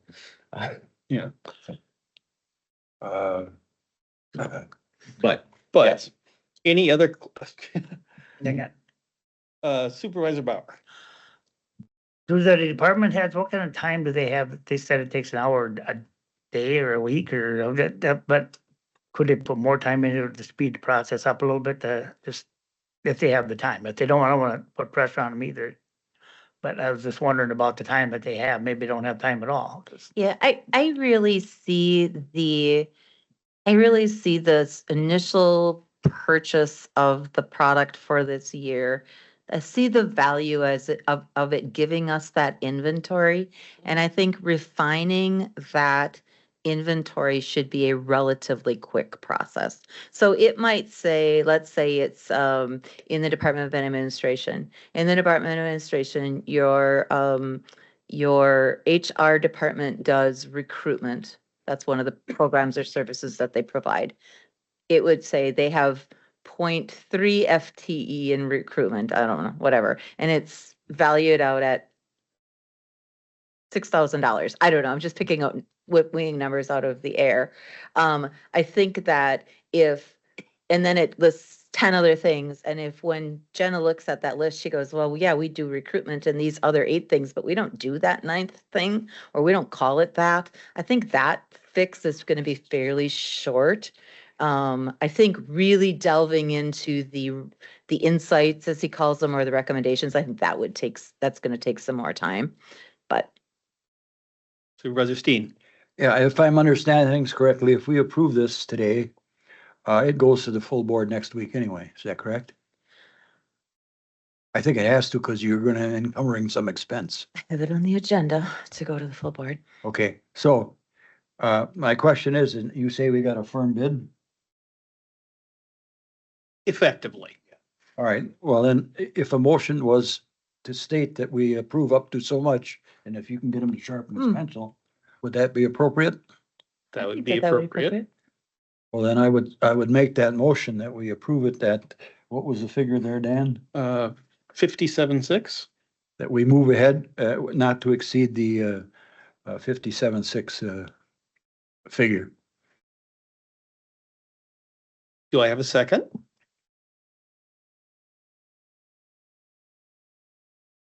Supervisor Calabrese seconds. Okay. All right, Supervisor Calabrese. Yeah, I'm just, when Anne asked the question of the fellow presenting there, it sounded to me like he had various options, like one was just the software, one was software, and then people power. And so is this bid for the top end of what they can provide, or just basic, or somewhere in the middle? This is just the run through our program inventory, the costing, the FTE counts, and the insights or recommendations. The other things would be in either subsequent years or going forward. Thank you. This is for 1 year. Yes. And this would be, again, if they're 10% as good as they think they are, it's around $60,000 for up to a $2 or $3 million a year savings, just to put some perspective on the cost relationship there. Supervisor Quinn. I'm just wondering, Chris, I still think that as I understood it from the slides, that the whole thing hinges on there being an agreement on goals and some very fundamental goals, priorities. And for example, on the screen up there, one of them was reduce taxes to the public. So have you thought about how we would present 4 or 5 goals like that, or how we would come to agreement on that? I think we're clearly going to have to revisit the strategic plan, but which is my The directional favorite. plan. Yeah, the directional plan, which is perhaps the sentence that I have least wanted to say in my entire time on this board. Well, and I think they will run it based on our directional plan now. Okay. But remembering that they're providing it. This is going to sound terrible when we're talking about priority-based budgeting, but I see the prescribed prioritization as the least critical piece right now. Absolutely. I think going forward, if we want to dig more into that and we want to do more work around true board priorities, we have a ton of work that we can do with that. It's also very time consuming, and I'm not sure exactly our expertise on walking the board through that process, but we could do all of that. But I think right now, I see the value what we're purchasing is, Dan says this really well. When people hear Department of Human Services, they see big black box of stuff and nothing around definition. And we've done some work around trying to talk about that or whatever, but it all just ends up being kind of muddled. And I'm hoping that this would be, I wish that he could maybe have shown us, but like in the Department of Health, it really listed out 20 programs that they do. And then it would give you the cost, the number of people that are committed to that, the revenue, how much levy we have in it. And those have been consistent questions that we get from the board about the different things that we do as a county. Yeah, I think that the most useful part of this is the ability to tell the story of what we do with actual numbers attached to actual revenue streams and actual expenses in a way that we simply cannot right now, because getting at all of that data would cost us far, far more in staff time than the cost of this program. Supervisor Steen. Yeah, while I made that motion, just a comment on anything to do with other revenue streams, and we can go to the state government. Basically, uh, governmental bodies are afraid to tell people that this is going to cost you more money. So this is what they do. They have user fees. They have your license for your license goes up. They're not raising your taxes, but still, who pays for it? The same people pay for it, no matter how you dress it up, and that's what I worry about. Uh, well, I said my piece. That's it. I'm old and grumpy. I'm young and grumpy, so. Are we? So we are, debating? yes, we are in debate. I have We to- kind of leaped into it. I know. Or I could restate, but yes, we I are have to debating say that- Gary's motion for 57.6, up to 57.6 for the contracting services. Then I have to say, Mr. Chairman and Chris, that I agree that there is going to be substantive benefit from this kind of inventory.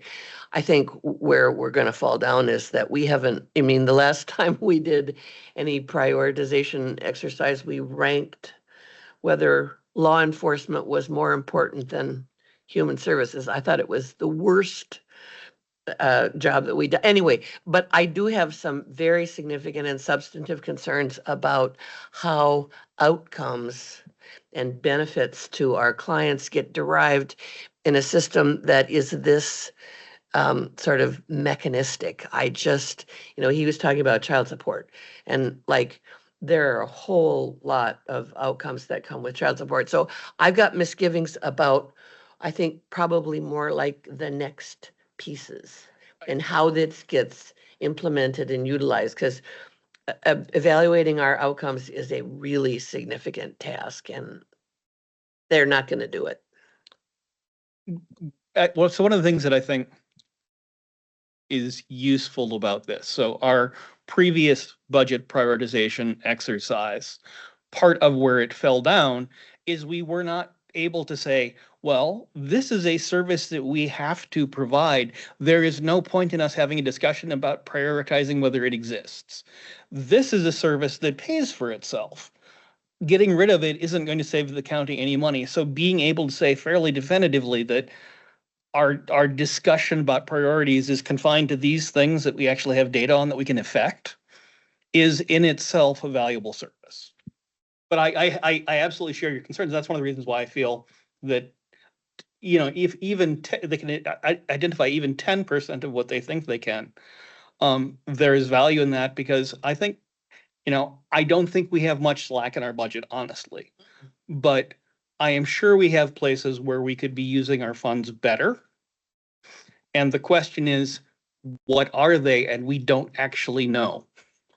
The other thing that I think I see of tremendous potential value is, so they've been doing priority-based budgeting in a bunch of places, and they have collected all of that information across the country and can, if you think about how AI works and goes out and grabs all of that and, puts it together, aggregates it.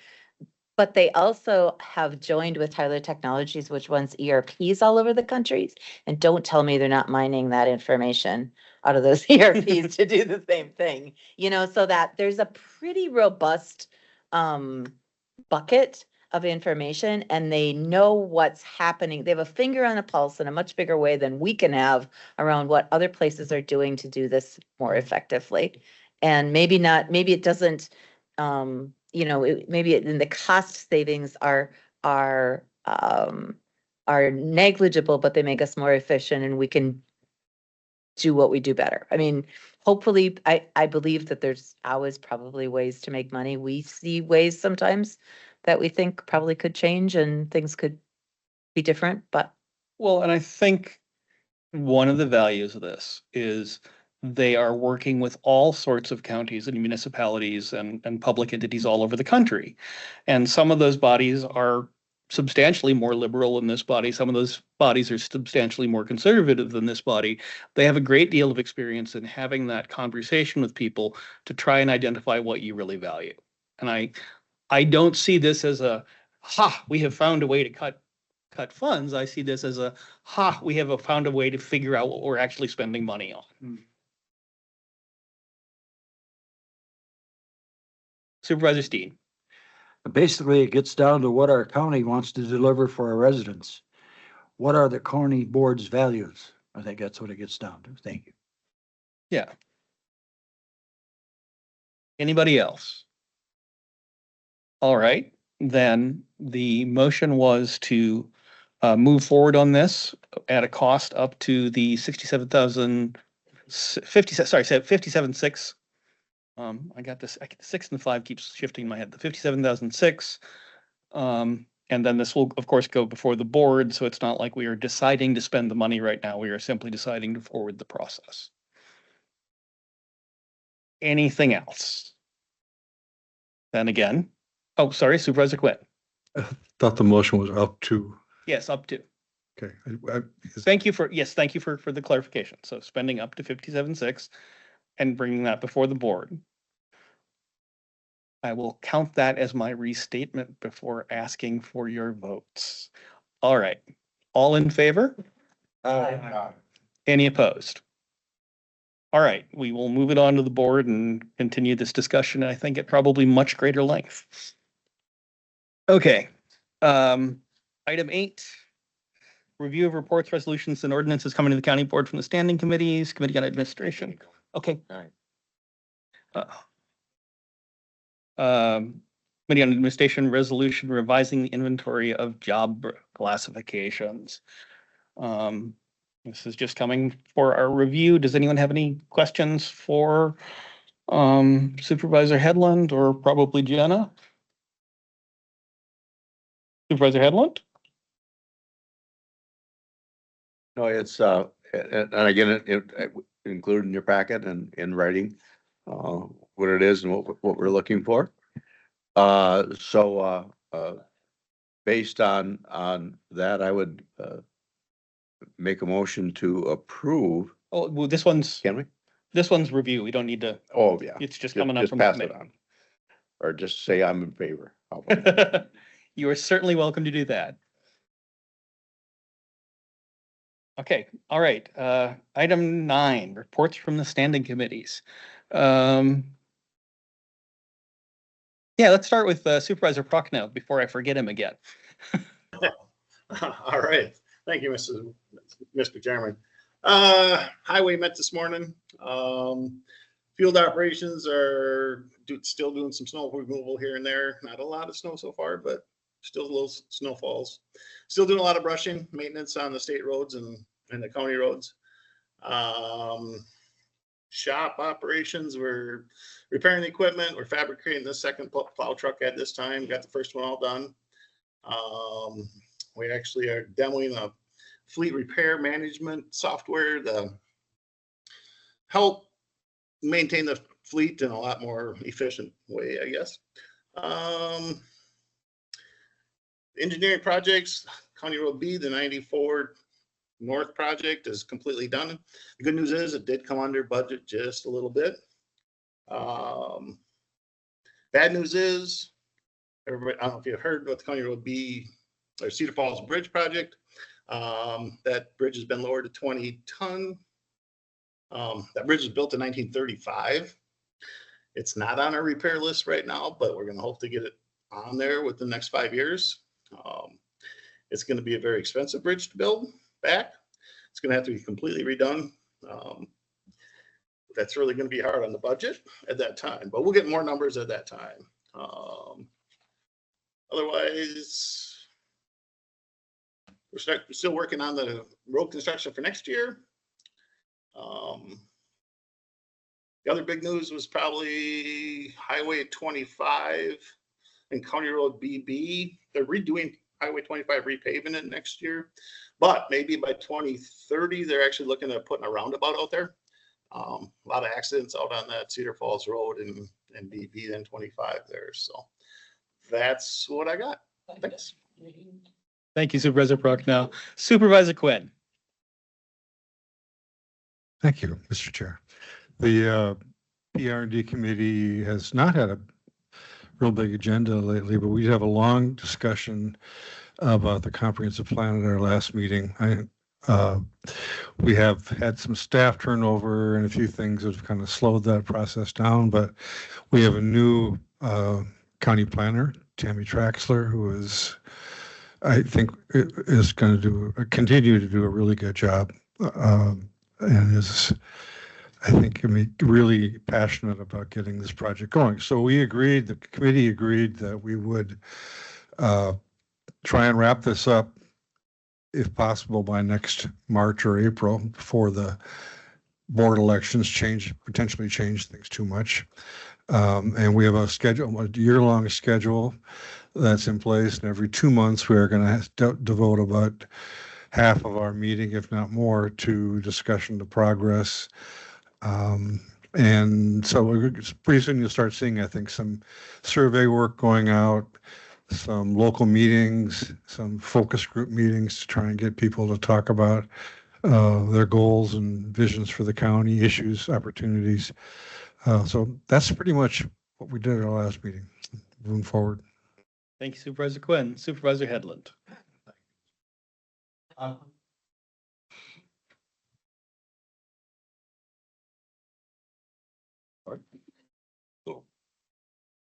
Bad aim.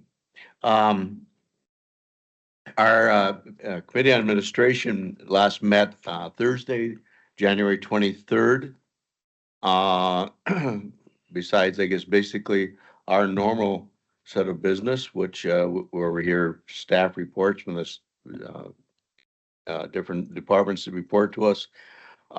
We had a nice report review coming back from personnel based on the Lethius company, I guess I'm going to say, that provides us with some of the management of our healthcare in terms of basically they take a look at the bill and turn it into us after they're, have checked it out for payment, being we're insured. But along with that, we developed a program that is based on best cost, and where this fits in mostly is things like, maybe a knee replacement, hip replacement, MRIs, things that have substantial costs, but things that are not necessarily are not emergency, so that they're planned costs, and so they put together a schedule of costs for the region and where you can go and maybe save our insurance costs, reimbursement, and to that plan we've was the second year, 24, of doing this. We decided to add a monetary incentive to the employees if they take the time to check out and say, yeah, it looks like, I called that place, I met with the doctor there, and it looks like, I think that would be a good thing, not only for us but also, of course, for keeping the healthcare costs down. And if they do that, then they're paid a percentage of incentive based on what they saved our costs to be. And so after the year, we paid out about $37,000 to employees who took the time and did do that, for a net savings to us of about $240,000. We had, the possibility was a little over $400,000 if every person would have went and basically taken the lowest cost and done it. But I think that's really good because the amount of participation really increased. And I think that the incentive part is more than worth it. In my mind anyway, that was kind of necessary. It gets people thinking. And then when they get that incentive payment after it's all done, they can, apply that towards their cost, that they may be incurred. And so, anyway, it's built into the budget for 25 to do the same thing. Our next meeting will be the fourth Thursday coming up this month. And I don't remember the exact date. 27th. Okay, I looked at that this morning, but I didn't write it down because I was gonna remember it. Yeah, the 27th. And that's what I have. Thank you. Thank you, Supervisor Headland. Supervisor Bauer. Thank you, Mr. Chair. We met January 21st, a Tuesday. All members were present. Kristen Bruder, as she always does, was there. She introduced Brian Sterry. It was his first time he met in person. He's been here for a while, but he's the new livestock Ecuador, Dunn County. He shared his focus on what he's trying to do. Deanna Orskella was also introduced. This is her first meeting as Secretary of the Outreach, Community Outreach Office. So we welcome both of them. Jerry Clark gave a really good presentation on the farm and economic impact that the Wisconsin farmers are doing here in Wisconsin and Dunn County. More really well. Adam McCullough, I'm trying to keep this short. We've been here long enough. So Adam McCullough gave us a report on housing and business attraction for Dunn County, retention and keeping expanding their businesses. Explore Menominee has taken over the website now. The Dunn County Tourism is up or whatever. Dunn County, visit Dunn County. They took over that. Lisa Herbert visited us from the Colfax Library. They're coming a little short on some funding. They're going to ask to have see if they can get some more money out of the county. We had an action item for that last meeting, but it was postponed, tabled until our next meeting, which is going to be February 18th, next Tuesday, right here in this room. Thank you. Thank you, Mr. Chair. The neighbors of Dunn County lost our director of nursing. Excuse me. He resigned recently, and the position was advertised, and they'll be starting interviews soon. We had a social worker retire after 37 years. Brenda, now I lost her. Osman. Okay. And she's being replaced by Samantha Zimpel. And finally, there was just an excellent article that us Luddites read in the hard copy stuff about nursing homes in general, and they interviewed Carmen. She was right on the front part of it. The best part of it wasn't just, now we can make money. The best part of the article was, we really need nursing homes. And that's a point we need to get across, not that we're making money, because we really do need them. And our next meeting will be the same darn day as Health and Human Services and Administration. Thank you, Supervisor Kinnear. Supervisor Morehouse. Thank you, Mr. Chair.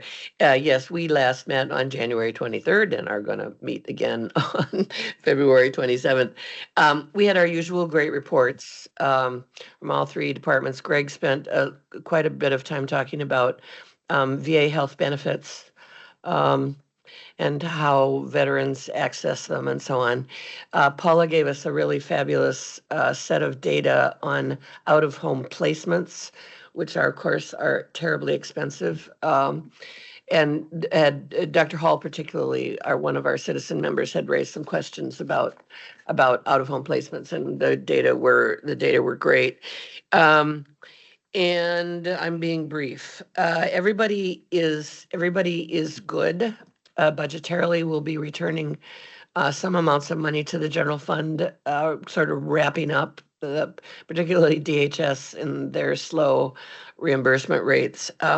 Everybody's to the good, and that's good. Great management. 2025 for human services might not be quite so rosy. We do have a person in ridiculously expensive residential treatment, and we don't know how long it's going to be, and it could be a lot, and the state is looking at basically doubling those costs. So we'll see what 2025 brings.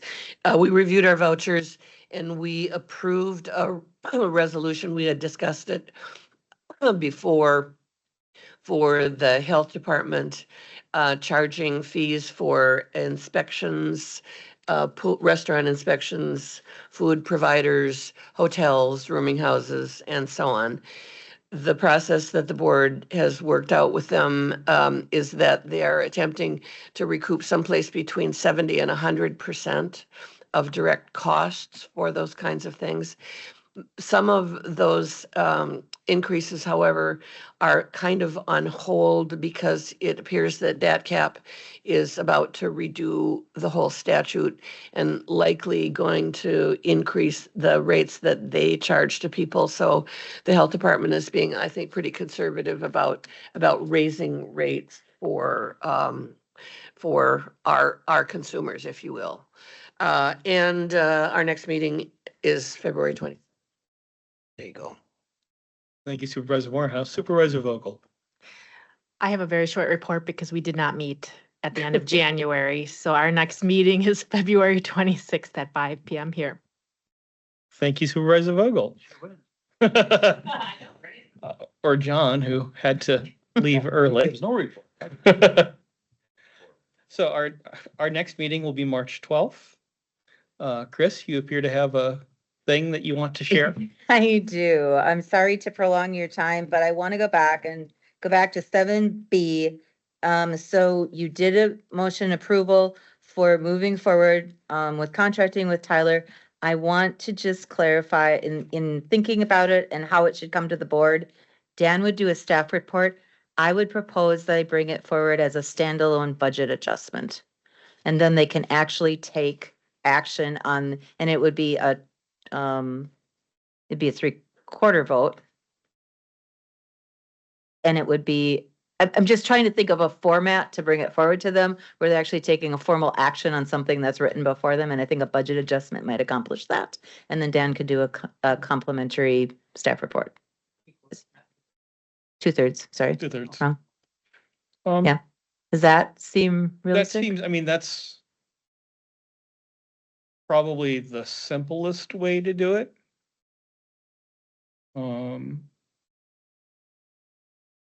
Honestly, I think that might be the only way to do it. Just reviewing how we spend money. I think that's probably the way we'll have to go. Wait, and then I will reflect in next month, in the minutes from this month, that the decision was made and then clarification was provided in terms of how that would come forward. Awesome. Anything else? All right, we are adjourned.